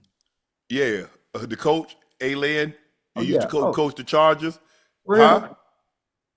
Oh, the head coach. Yeah. Okay. What Mr. Lynn at? Mr. Lynn coaching somewhere? He in the Commanders. I think he's with the Commanders. Oh, Commanders. Okay. Yeah. Okay. What position? What position coach? I'm sure you're position coach. I think he's assistant head coach and running backs coach or something in the Ash. Check and see where Anthony Lynn is. I know he's at the Commanders, but I don't know. I think he's assistant head coach. Okay. Because he was with Kyle at the 49ers. Okay. Oh, Mr. Lynn. Yeah. That's dope. I think that he's a what coach? Okay, run game coordinator and running backs coach. I knew he was in there, but look. Normally, for the most part, if you've been in that Shanahan tree, they're gonna take care of you. Yeah, absolutely. Whether it's Sean McVay, whether it's Kyle Shanahan, whether it's any of those guys, they're gonna find a place for you. Yeah, absolutely. You know what? That's why I'm not worried about if they let our coach go down there in Miami. If they let he gonna get a job. Yeah. He get a job. And it's one, that coaching carousel, that coaching tree in general, they take care of each other. Yeah, for sure. They take care of each other. Yep. I just would hate to have to be a coach and have to uproot my family and my kids, every 3 years because things don't go well. That's the only part I don't like. Not very many coaches have been fortunate, like Bill Belichick or To Andy stay one Reid. place for 2 years. Yeah, stay, Or yeah, till stay you one get place. tired to get like a Joe Gibbs that Yeah, stayed somewhere, a Coach Cowher, a Mike Tomlin, a yeah, Chuck Noll, a Tom Landry, uh, uh, uh, Don Shula. Think about yeah. how long Coach Shula was in Miami. Miami. Yeah, That doesn't happen. That that's doesn't. I don't like that. That's the only part of coaching I don't like. Yeah. But Andy Reid now, Hmm. How long was Andy Reid in Philly? He did more. What you think? 99 until he's about 12, he's about 13 years. Woo, that's a good About chunk. 11, 12, about 12, I think 12 or 13. And so in Because Kansas, he's coached 200 games in both places. He's the first coach to win, I think, to coach at least that many games in two places, and he has 100 wins in both places. damn. Um, yeah, God, he been 14 in Philly, 13 13 in already? Kansas City. Yep, Jesus. yeah. Because what he came in with Donovan in '99, Mm. and so 12, and then he picked right up. So I think he got the job in Philly. I think he got the job in Kansas City right after he got let go I got the job in Kansas City right after he got let go in Philly. And it's funny. Everywhere coach has gone, he's always had a squad. He's always had elite talent. Mhm. McNabb, T.O., Todd Pinkson, Freddie Mitchell. Boy, stop me, boy. You mentioned some names, and you ain't got nothing to do with no goddamn on elite talent. T.O. McNabb? T.O., okay, T.O. Okay, go ahead. The supporting cast. Brian Mitchell. No, no, Brian Mitchell wasn't there with not you. Brian Mitchell. What's 32 name, huh? You talking about Westbrook. Westbrook. Yeah, yeah, yeah. Yeah, Little yeah. Westbrook. Then you go to You did Kansas not City. say Freddie Mitchell. You don't like Freddie Mitchell? Chad, Hey, this man said Freddie Mitchell was elite. hey, hey, Freddie was that. Man, Freddie was Fred that. X. Fred And then X. you said Todd Pinkster. Man, you need to stop. That's a good supporting cast, huh? Look, Man, what they call, look, you know what they call Todd Pinkston. what they call tall? He was just tall and They skinny. took the P out and put ST in. So don't do that, Ocho. Don't do that. Hey, hey, that's messed up, man. Yeah. Ocho, here, it took less than a round for Boots Ennis to bring the Ugh. official 154-pound debut to a thunderous close. Ennis, 35 wins, 0 losses, 31 by KO. The former unified welterweight champ sent a loud and clear message to the junior middleweight division by scoring 2 knockdowns en route to a first-round TKO. Portugal, I ain't going to even try to say his first name. Last Lima. name is Lima. Yeah. I sent a big message, Ennis said. You already know what time it is. You know who I want next. The likely next, a long anticipated showdown between Virgil Ortiz if he gets past Yeah. Erickson Lubin in Mhm. November. Yeah. Hey, listen, Unc, I'm excited. You know how much I love the sport of boxing. You know how much I love the sweet science and I understand exactly what I'm watching. Some people will say, oh, Boots Ennis hadn't fought anybody, but everyone has to build their resume to get to the big fights. You have Mm-hmm. to fight fighters to build your resume to get to the big fights. The big fight, obviously, is Virgil Ortiz. Boots called out some very interesting names after winning tonight. He called out Charlo. He called out Xander Zayas. He called out there's one more guy, I don't know how to pronounce his last name. Baccarat, I don't know how to say it the right way. But again, the money fight, the mega fight is Virgil Ortiz. Now, will Oscar De La Hoya not hide him, and allow him to duck boots? It would be a phenomenal fight.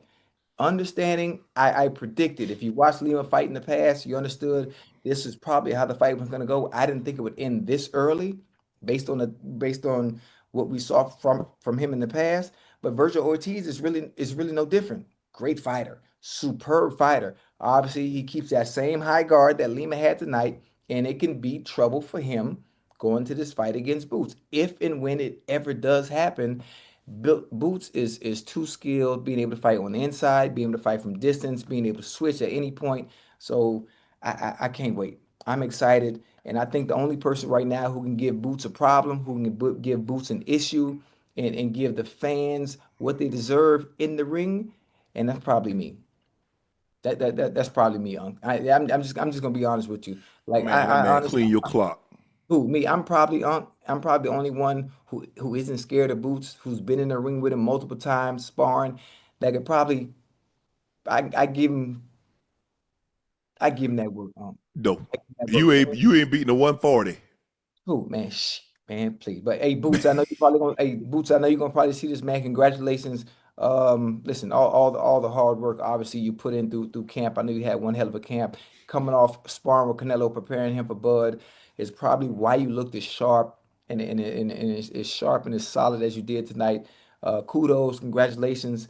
If any point you want to bring me into camp when you do start when you sign that contract with Virgil Ortiz to get that fight going, you need an extra body. I can get in there and beat your ass. So yeah, that's it. Yeah, look, I mean, I'm with you, Ocho. I want to see guys fight. I understand guys want to protect their, and build up and make some money, but it Yeah. didn't used to be like that. No, it did. That's what, but you see, Ocho, this is why the guys in the modern time, they don't get the credit that they deserve. Right. Because they don't really fight anybody, and by the time they fight them, they're past their prime. That's why the guys hold Sugar Ray and Hagler and all those fighters still hold them in such high regards, and they question some of the guys that fight today. Because even though they got losses, they're still willing to put them in front of people. They got undefeated records. Yeah. But this is the funny thing. You think about boxing back then is you having a loss or you having two losses, it still doesn't affect your purse. It still doesn't affect your payday. But when you lose in today's era of boxing, you can't maximize your purse. You can't maximize your potential in getting mega fights because you have that one loss or two losses. That's unfortunate. It's just the way the game of boxing is now. And I think now It didn't affect Tommy Hearns, even though when he fought Hagler, he had lost to Sugar Ray. that's a long time ago, huh? But I'm saying, if you Yeah. fight top fighters, it's Right. just I don't want to. I do not want to see you. If you somebody, I don't want to see you fight a no name. No, I Right. wanted to see Hagler fight Hearns. I wanted to see Hearns fight Duran. I wanted to see Duran fight Sugar Ray. I wanted to see Iran Barkley fight Hearns. I would. And you was in the 70 with the heavyweights. You Yeah. wanted to see Norton fight Foreman, and they fight Shavers, and they fight Frazier, and they fight Ali, and they fought Ron Lyle. You wanted to see that, Ocho. Ain't what no Right. ducking. Right. You're right. I mean, I really wouldn't call it ducking. I call it building your Ducking. resume to a point where you can maximize your purse for that mega fight and maximize as much as you can get before you take that chance. See, back then they were willing to take chances. That's the only way you can be great. And yeah, you're right. It's the only way you can break. Now you take chances when the timing is right. Ocho, The- so you got let me. I'm trying to figure out who gets into the fight game saying I'm going undefeated. This is prize fighting, This I is understand. fighting. Wait, let me finish. When it comes to prize fighting in this day and age, you understand the importance of being undefeated. You understand the importance of being undefeated, not only being undefeated, but the timing being right to maximize the person which you can get before you take that chance against a fighter of equal talent on the same level where That's what it's boxing's dangerous. did. So now the time. Boots has done everything he needs to do. This was his introduction to the 154 division. He called out all the top dogs at the 154 division. He said when the fight ended, I'm ready for Virgil Ortiz. There's no excuses. There should be no ducking. All Virgil, they have to send, I think, who would be the A side? Who would be the A side, Boots or Virgil? Who got the belt? Damn, that's a good question. Hey, Chad, help me out a little bit. Who's the Hell, A side? whoever got the belt. If you come, he just getting to 154. Virgil Ortiz gonna be the A side. Ooh, shit. Who cares? I mean, A side matters when it comes to person and split. That's all. You That's want to all. make the fight happen? You call this man out. So if you call that man out, you know you. If you call, he ain't call you out. So Right. if you call him out, you already know you the B side. Yeah. Listen, It's just like who did Bud call out? He said I want Canelo. Yeah, How is yeah. he gonna go beat the A side? okay, you're right. Hey, listen, Bud went out there and proved himself. Yes. Bud the A side now, But here's the thing. Bud gets to command how much he wants. Bud next fight should be 100 million or more. But here's the What's thing, that? what Bud did. Bud took a chance. Bud said, hey, you fighting. Anything can happen in a fight. Guys want to be safe. Guys want to fight cream puffs, and then when you say, well, you're not one of the top fighters all the time, what you mean I'm undefeated? That's why. Yeah. That's why Bud Crawford gets the credit that he deserves. Because Bud is a three division undisputed. Yeah. And he basically he leaped 3 weight classes to take on a man that was unblemished. He's the only man to unify the 168 division. Yeah. You right. That's why Bud Crawford gets the cachet and the love that he gets, because Bud was willing to take chances these other guys wouldn't take, and they won't take. I want to fight this guy. No, you don't. All you want to do is talk. So everybody say, well, he said he want to fight him. Go sign the contract. Yeah. Yeah. Bud took substantially less, probably 50 million less, maybe 75 million less than what Canelo got, just to make that fight. Yeah. Yeah. And now he's the A side, huh? He's A side. The only problem with Bud, where the fuck do you I'm sorry, my bad. He can't fight nobody but Canelo. Where do you go next? Canelo rematch. Next? Listen, Benavidez come down. Benavidez, I don't know if Benavidez want to come down to 168. That wouldn't no. That's too much. That's too much. That's too much. But we wanted to see Bud in boots at 147. We wanted to see that, but there was nothing in it at that time for Bud to be able to take, that He risk. already beat Spence. What? He had already unified 147. Exactly. So that never happened. Unified 140, unified 147. Yeah, we wanted to see Boots versus Virgil at 147. It never happened. The timing and when things happen now is the perfect timing. Boots showed out tonight at 154. Fight Lima, 1 round, out of there. He called out Charlo. He called out Xander Zayas, prospect out of Puerto Rico. He nice, he real nice. But I'm excited. I hope Oscar De La Hoya doesn't hold things up and getting this fight done. And what month we in? What were we in? October. That fight should happen. 10th month. That fight should happen somewhere early in January. What fight? Early in 26. Boots and Ortiz. Nah, that fight, if he just fought, that fight ain't happening until like April. He just put him. Oh wait, Ortiz. You're right. Because Ortiz had the fight coming up against Erickson. Yeah, he fight in November. Hold on, wait a minute. Erickson Lubin ain't no chump now. But I'm saying, so they got to fight. That fight wouldn't happen till April or May. Okay, yeah, you're right. And Oscar gonna probably want that fight on Cinco de Mayo. I'm just talking. Right, real. Right. Yeah. But if you think about it, Ocho, why do we look at Holyfield? Holyfield fought everybody. I'll fight Lennox Lewis. I'll fight George Foreman. I'll fight Mike Tyson. You gotta fight, Ocho. You gotta fight. Yeah. Oh, well, listen. You had Andre Ward explain it to you. Yes. They explained why it's like that today because so I get it. Make money. But when it comes to ranking and where they put all-time great fighters, your name on the list, don't say nothing. Now, when it comes to ranking fighters that's made the most prize, made the most money, you'll be on that list. Mm-hmm. But I think if you're a professional athlete, you want to be considered one of the best. Yeah, absolutely. I mean, listen, that's great for conversational pieces. Having Super Bowl rings is great for conversational pieces.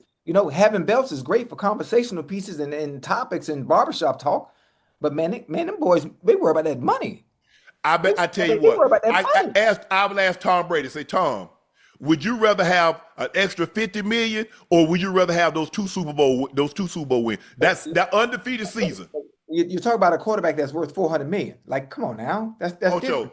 After you don't make, first of all, you made more money than you ever thought you would as a boxer. Because most of the time boxers come from impoverished conditions, just like you and I. Absolutely. Anything that I made over $2 was more than I ever thought I would make. Exactly. So now we've made millions. Mm-hmm. Now I wanted to make money long as I can get my grandmother out of the house. But I wanted to be a damn good football player. I wanted to be in a situation that when people talked about the position, they talked about me. Or if people in Denver would remember me. Right. That's what I wanted. Right. Yeah, you make money. Yeah. But it's hard for me to get, so now, okay, you're the wealthiest boxer in the world, but nobody talks about you. and everybody questions your legacy. You think about Floyd. Floyd is the wealthiest boxer in the world. He's still talked about. He's still talked about. But a lot of people still put Sugar Ray Robinson in front of him. A lot of people put Sugar Ray Leonard in front of him. A lot of people put Bud Crawford not in front of him.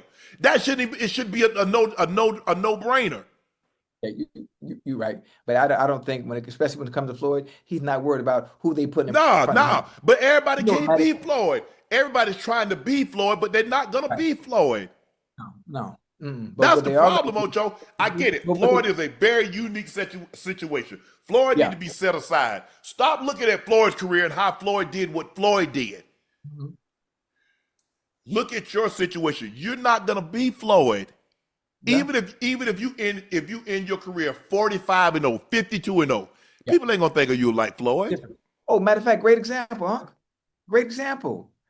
Tank is fighting in an exhibition fight against Jake Paul. Yes. Why is he taking that fight? You think he's worried about Willie Frank? You think he's worried about who would? No. It's prize fighting, making as much money as you can. Making as much money you can in that small window of opportunity that you have to do as a boxer. We shouldn't have been a boxer then. You should have got some look because you don't play box. Because you could end your life. That could end your life. Boxers have died. Dooku Kim. What's the guy? Bernie Perret. When he killed a guy, I think he killed a guy. Yeah, it's dangerous in there. Bro, that's a dangerous sport. Dangerous. And you have to take risk, Ocho. When you catch the slant, you're taking a risk. Yeah.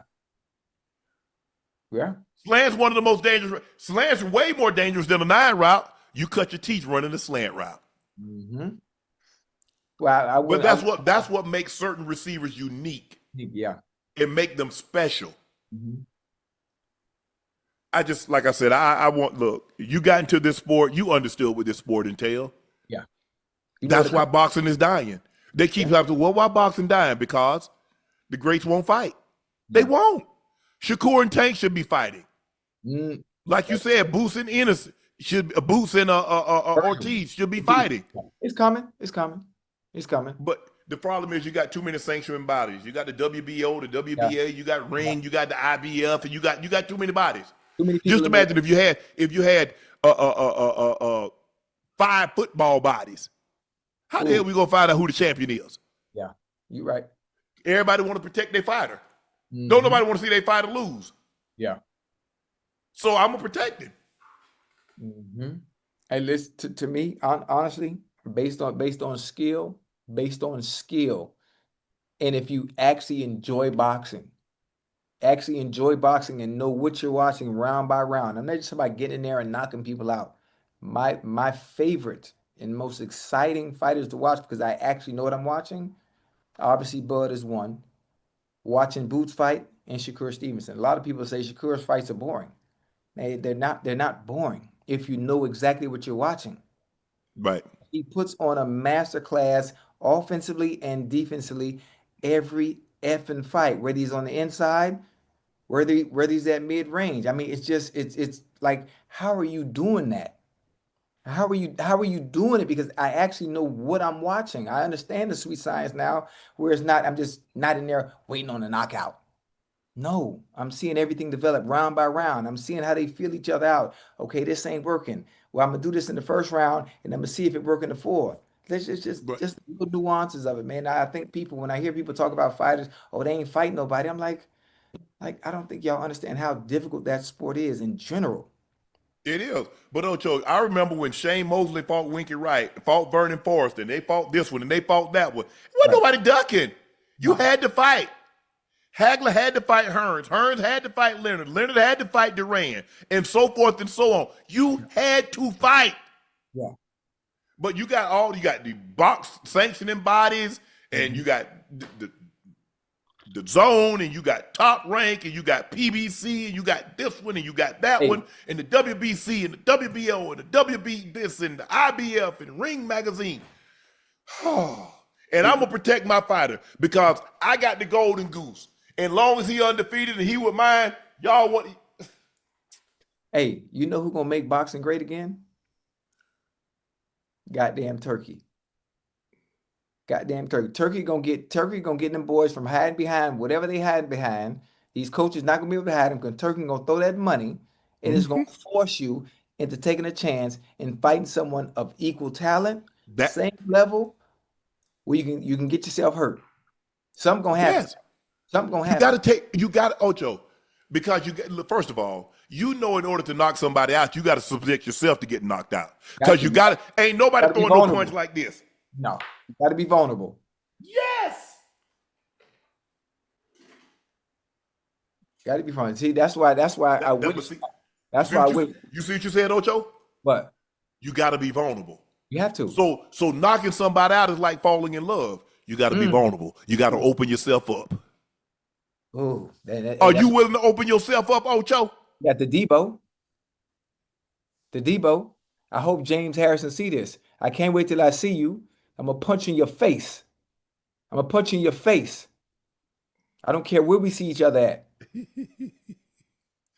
Shedeur Sanders was officially named the number 2 quarterback for Cleveland in the game against Pittsburgh. The Athletic Jason Lloyd is reporting that the Browns might be hesitant to release Shedeur because of what happened with their former quarterback Baker Mayfield, who went on to shine after leaving Cleveland. I think it's a fear of more so than Deshaun Watson debacle, and it's totally a debacle at this point. I think, it's just the fear of a guy could develop elsewhere, and then 3 years from now, we're having the exact same conversation we are with Baker. Yeah. Well, Ocho, Yeah. if you can't develop them, why do you care? Ocho, I've never been mad of being in a situation Talk to me. where I couldn't give a young lady what she wanted, and she went on somewhere else and got married, or she find her a serious boyfriend. I on, couldn't man. give her what she wanted. What she wanted at the time, I Right. couldn't give her to it. She went somewhere else and found it. How do I begrudge that? No. Cleveland, if you can't develop a quarterback, why do you care if he goes somewhere else and somebody puts the time into him and develop him? And actually wants him. Yes. At that time. Actually Y'all wants didn't want Baker. Y'all didn't want Baker. You said you wanted a grown up. Okay. He went to he had to go. He had to go a lot of detours, Yeah. but he eventually got to a place that let him be him. Y'all don't like Shedeur for whatever reason, and I don't know. I hope we get an opportunity to see Shedeur. Maybe if it's not here, somewhere else. But you guys wanted someone to be like this because you think this is the only way to play quarterback. Right. No, that's not the only way to play quarterback. Now, I do think there are certain things you have to adhere to. You have to take the onus. When things go wrong offensively, you put all the blame on yourself as the quarterback. That's just the one thing that I do believe. But do you have to be like stoic and, you can be like Peyton Manning, you can be like Tom Brady, there are a million different ways to play the position. I just believe responsibility and ownership is one of the things that a quarterback must do. But why do you care? You're not trying to develop him. He leaves, you release him, he goes somewhere else. They put the time in, they develop him, they give him an opportunity. Why do you care? Yeah. And listen, don't let him go to a situation that's perfect for him. Yes. The situation in Tampa is perfect for Baker. What they have around him, what they built around him, the pieces that they continue to put around him. You got Mike Evans, you got Godwin, you got Bucky Irvin. Then in the You got draft, Ibuka, got White, K. Dot. Oh my goodness, man! Please.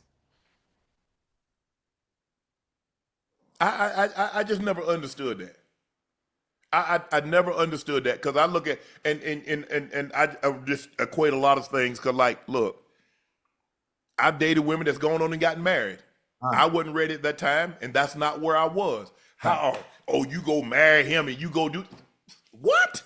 Right. Yeah. Cleveland, y'all not even attempted to develop him. Your owner didn't even want him. No. And he let it be known. Yes. Loud. You didn't want Baker. And now all of a sudden Baker playing well. We don't want another Baker situation on hand. Why do you care?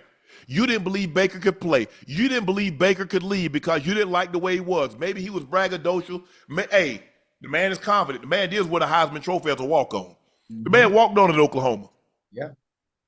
and won the Heisman. And the funny thing about it too, you know how the NFL works, right, Unc? If you believe in whoever is starting at the starting position, you have no problem letting someone else go. You have no problem letting anyone else go when you Yes. know that, okay, you know what? We have our quarterback of the future. We have our quarterback of the future. You can just go get any other person to be a backup if Correct. you believe in the person that's actually starting. So Correct. that lets you know right there. We don't know. We're not sure. Now, Dylan Gabriel looked goddamn good against the goddamn Vikings. Yes. Good. So Which gonna be off you. Look, they're gonna make him force him throw the ball down the field. He's not gonna be able to check it down all the time, Ocho, and take that short stuff. They're gonna start sitting on the quick game. They're gonna make him. They're gonna force him to throw the ball down the field. He's gonna have to throw some comebacks. He's gonna have to throw some outs. He's gonna have to throw some goals, some overs, some digs. He's gonna have to do some other things to get guys out of the back pedal. But we'll see. But this notion, they're afraid. Why do you care?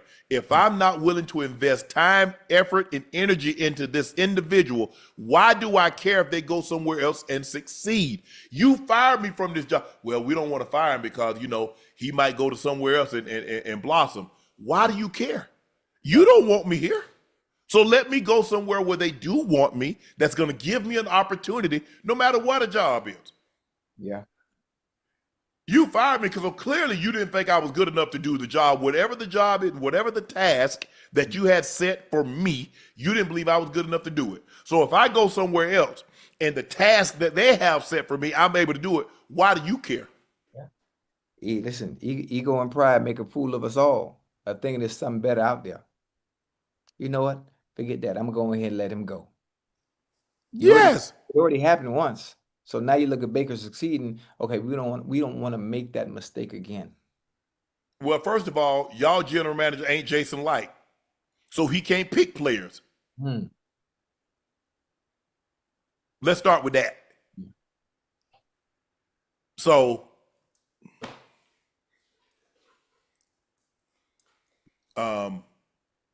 look, begrudgingly, he had to be number 2. We'll see if and when he gets an opportunity to play, but hey, he might not even be able to. At least one NFL executive believed the Philadelphia Eagles will trade star wide receiver A.J. Brown this season. According to Diana Rossini of The Athletic, an anonymous AFC general manager predicted Philly would move on from Brown before the November 4th trade deadline, saying, Brown doesn't look frustrated or mad. He looks indifferent, and that's not a good place to be. I think how he moves him. It would have to be for the right player or pick, but a trade wouldn't surprise me.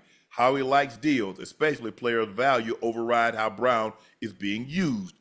Rossini added, if the Eagles do entertain an idea of trading Brown, teams across the league expect the asking price to be steep. Going into the season, Brown had reached 1,000 yards receiving in 5 of his 6 NFL seasons and earned 3 Pro Bowl berths, including 2 over his first 2 seasons in Philly, 22 and 23. Come on down here to the AFC East, boy. Come on down here to the AFC East. We gonna get it to you. Come on down here in Florida, bro. With Tua? Yeah. We gonna throw it. You heard me? All right, at least we gonna do that. We gonna throw it. We gonna try. We gonna let that thing rip. And number 11 is available, AJ. Howie. I'm just saying.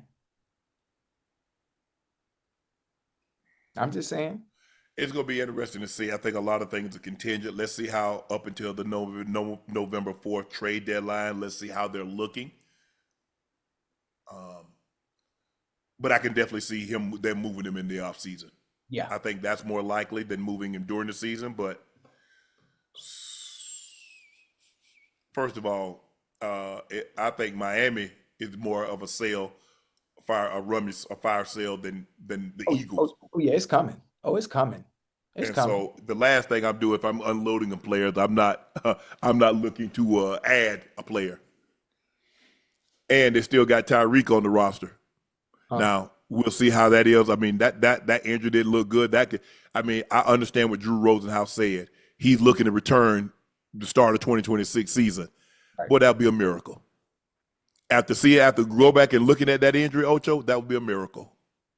If he starts the season, a miracle. But it wouldn't be. You think it'd be in Miami next year? Oh, no. Yeah. I don't think so. Yeah. No. I could have saw a situation they moving on Tariq before the trade deadline or before. I think that was more realistic. Right. Yeah. Because they know they're not going anywhere, Ocho. No. They're not going anywhere. So, yeah, I could totally see.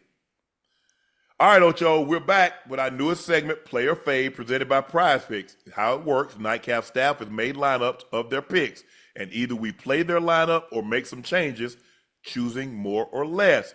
How do we do? Let's see. Whatchamacallit had more than 35 yards rushing. Jackson Dart. AJ Brown had more than 5.5 catches. Told you. What? Didn't we win last week, Ash? Oh, yeah, Saquon.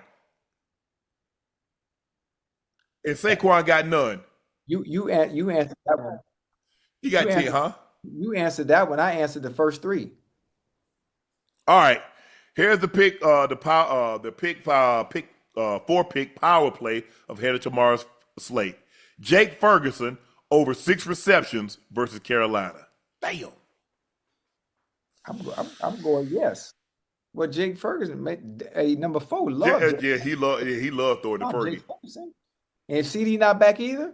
No, and it seems like him. Okay, we going more. Absolutely. Matthew Stafford over 255 against the Ravens. Hell More. yeah. Make it 400. DK Metcalf over 4 receptions versus Cleveland. Oh shit.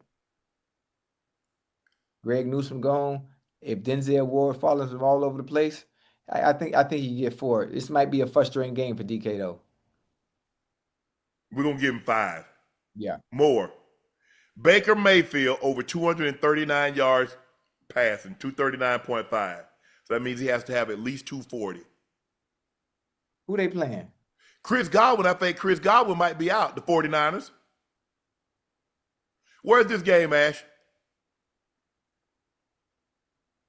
Man, the way Ibuka playing, I wouldn't care if they was playing in Iceland.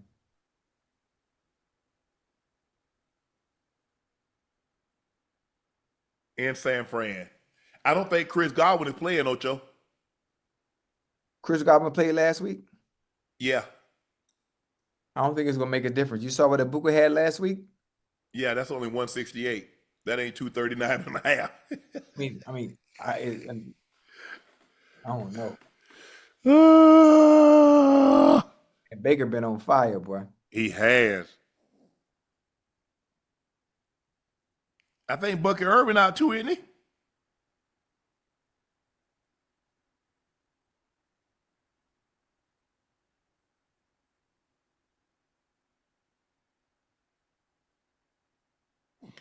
I'm going to say more. It's in Tampa. Oh, yeah, I'm definitely going more now.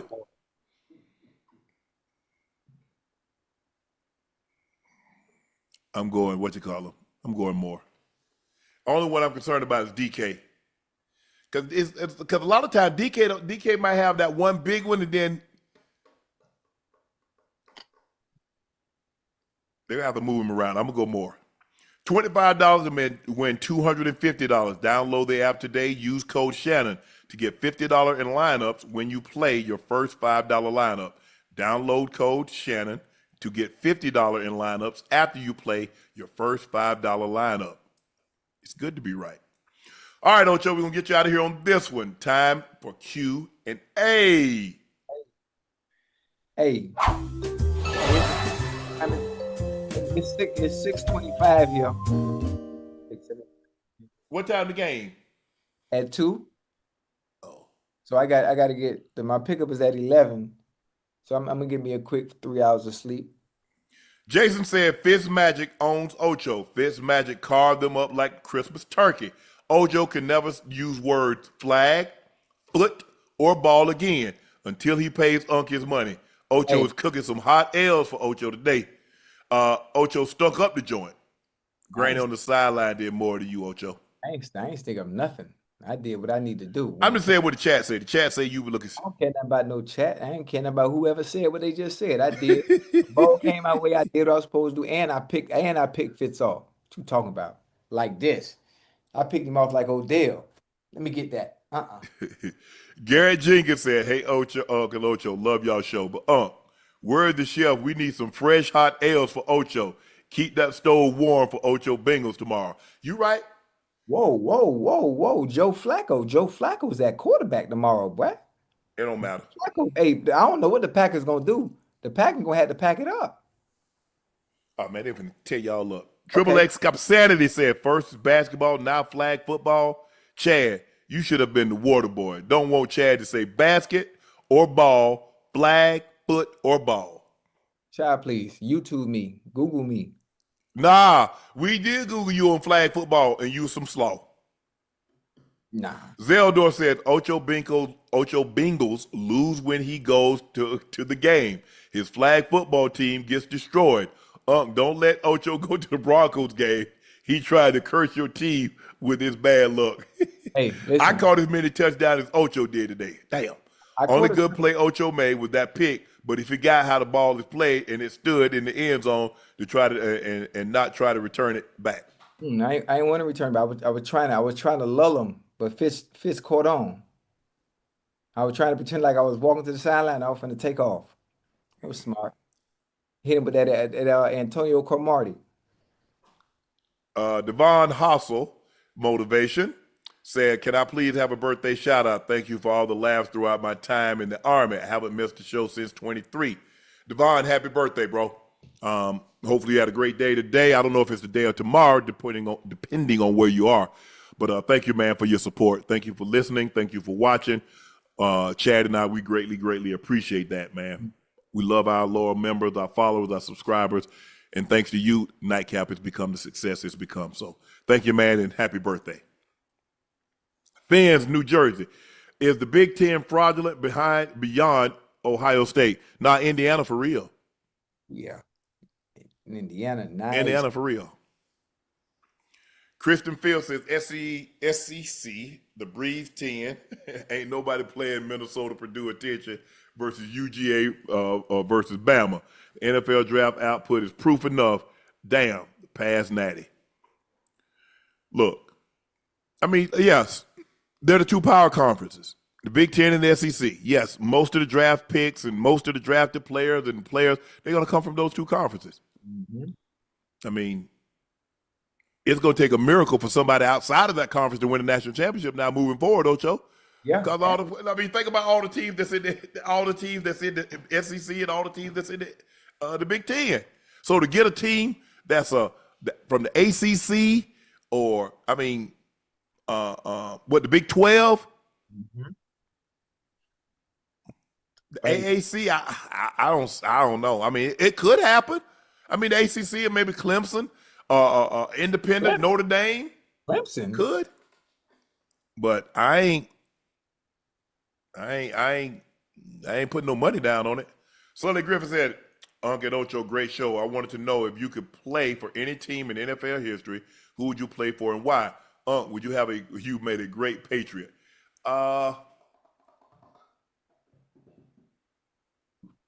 Anybody outside of my Broncos? Who threw the ball?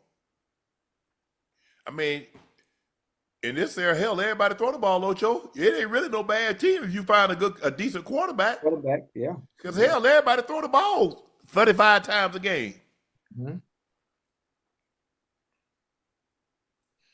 True. Yeah, I think I could have been okay. I think I could have been okay with Thomas Brady.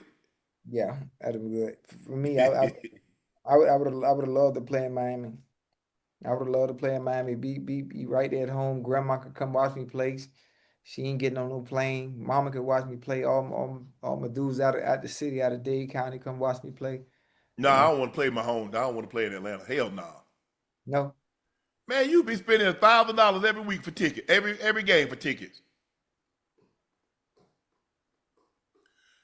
But at least they wouldn't be asking. I mean, I mean, you go to the Super Bowl, then people start asking, "Hey, man, let me get a couple of tickets."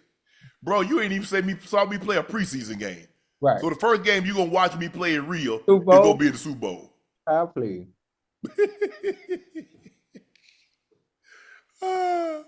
BMV Coles, love Ocho. Just met him and chopped it up for a minute. Genuine guy. Hey, Pretty beggars. matter of fact, you know what? What? That might be my partner. I was sitting outside You the said it hotel. was at Pretty Beggars. Okay. Wait, that's out here. I don't know. Yeah. He met you, not me. Yeah, in London. Hey, the people out here in London, boy, they nice, man. They real nice, man. I was sitting there talking with some dudes. I met real nice? one at the Blues Kitchen. Blues Kitchen was Mhm. really nice. And I'm sitting outside the hotel. Dude, they're like, Ocho? Like, yeah, what's good? Well, where's Shannon at? I'm like, man, Shannon out here. Man, we love Nightcap, man. We sat there, we about a whole hour, about 5 that we could sit there talk about Nightcap, they talk about football, and I was explaining to him how much I love soccer, and I was mad. Everybody's on international break right now, and then I don't know, man. If you ain't been to London, you need to come here, man. Cause Man. you got a lot of fans, boy. Ocho, you know what I get? Every time I see somebody, me and Jordan, man, where Ocho? I said, y'all do know Ocho not my child, right? I'm like, damn. Man, I expect to see Ocho. Really? Yeah. So you didn't expect to see me. We just happened to be passing to the airport. Yeah. I said, Ocho and I don't travel together. Ocho live where he lives, I live where I live. And then we do the show. And if we got a live event, we go take that together. But Listen, it's a lot of love out here in London, man. A lot of people watch the show. well, we got to get over there. Go see Did you go see Big Ben yet? Big Ben. Yeah. What's that? Don't worry about it. Justin McNeil said, Ocho ain't paying you your money. Got my unc out here looking funny. I'll be damned if my Titans ain't lose on Sunday. On to the draft in 5. Oh, you talk about looking funny. The Jets might get their first win tomorrow too. Oh, well, I ain't gonna get my money. So, Hey, who the Ravens play? Who the Ravens play? The Rams. Oh, yeah. Good luck with that. So you might be on to tomorrow. Dr. Frankie L. Bellamy said, breaking news, the Nightcap weather report. There's a 100% chance of Cowboys victory tomorrow. They play Carolina. They play in Dallas. But it doesn't matter. Listen, hold on now. Carolina, same team that shocked the goddamn Falcons. Not so fast. Okay. And Carolina ain't down. It's in Carolina, Ocho. Yeah, all right. JT513 _ Bengals O-line got to come to the party tomorrow. That's it. They not. Myles Garrett gonna have about 3 sacks. Myles Garrett, you mean Michael Parsons? They play the Packers. Who? The Bengals. Oh yeah, Michael. Oh, Michael and Rashawn Gary. Yeah, they probably have about. I think the Packers have about 7 sacks. On that statue back there named Flacco. Yeah. Don't believe that. Yeah. Man, the Statue of Liberty doesn't move more than Joe Flacco has. Hold on. You know the Packers, the Packers back end is suspect, right? You can't get to it. All right. You'll see. Pat Dub said, since Aaron Glenn and Sean Payton were on the same staff in New Orleans, do you expect this game to be a trap game for the Broncos? No. I'm glad you said that. Because I'm telling you now, you're going to be on here crying. Make sure you put that robe on too. I'm having on. Have my Yeah, put your Broncos helmet on, and the Ravens too. Yeah. Cortland Sutton gonna eat tomorrow. All right. Him and Mims. Okay. You know Sauce Gardner out there, right? Definitely double helping. But man, come on, how you put your name out here like this here? This man name is Ass Sniper. Boy, Ocho, you talk how good you is, but you scored 0 in basketball, got smoked in boxing, got ran over at rodeo, and now 0 touchdowns today. Come on, bro. Hey, Granny had that many touchdowns Ocho did. She looks way cooler in sunglasses. Maybe the Bengals can sign her up. Uh-huh. Everything. Yo, Ocho, Ocho, you did tell him you gonna have about 3-4 touchdowns though. Who? I mean, You did. yeah. I mean, what you want me to do? You didn't. I wanted you to have 3 or 4 touchdowns, like you said. That's what I want you to do. How am I going to do that without the ball? What you want me to do? I wanted you to score a touchdown, Ocho, like you promised me you would. I did score a touchdown. I know Ash showed you the clip. Tell Ash show you that clip of these feet. Boy, these feet. You scored an extra point. That's what he said. Yeah, well, 5 or 8 touchdowns required the ball 5 or 8 times. No, you didn't score, Ocho, and I'm disappointed in you. Ain't nothing I can do. I play a dependent position.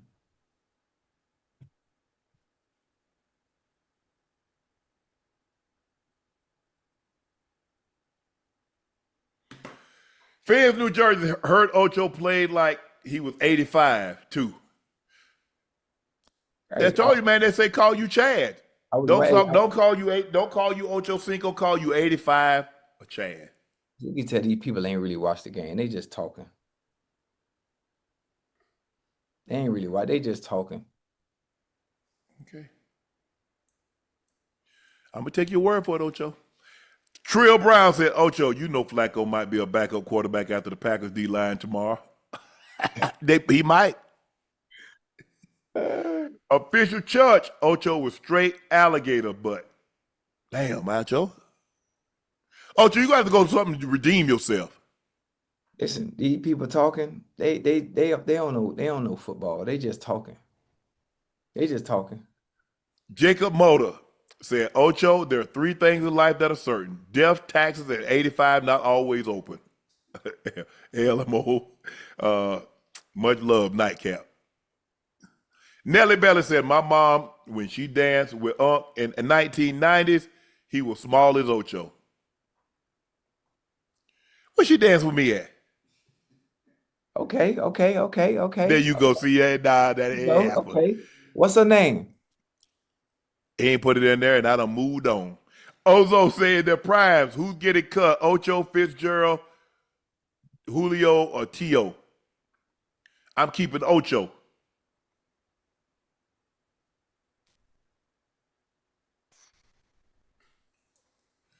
Ocho and Tio. Yeah.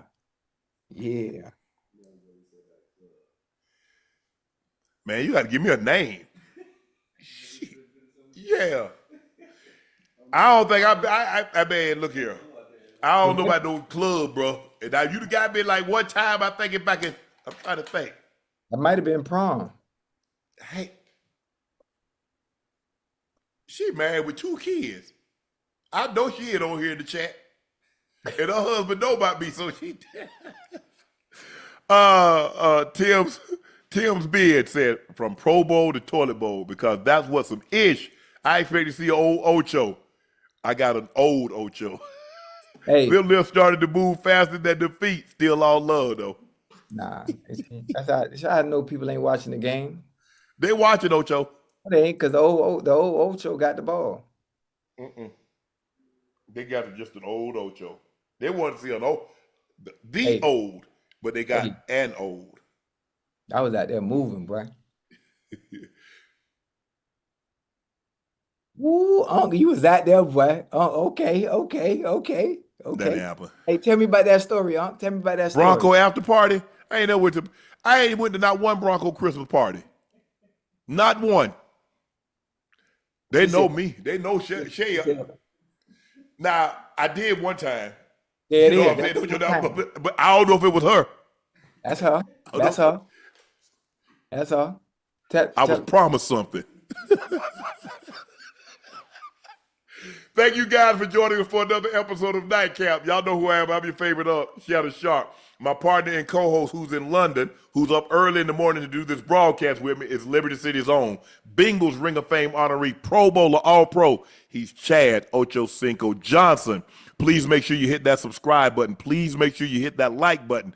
And do us all a favor, go subscribe to the Nightcap podcast feed wherever you get your podcast from.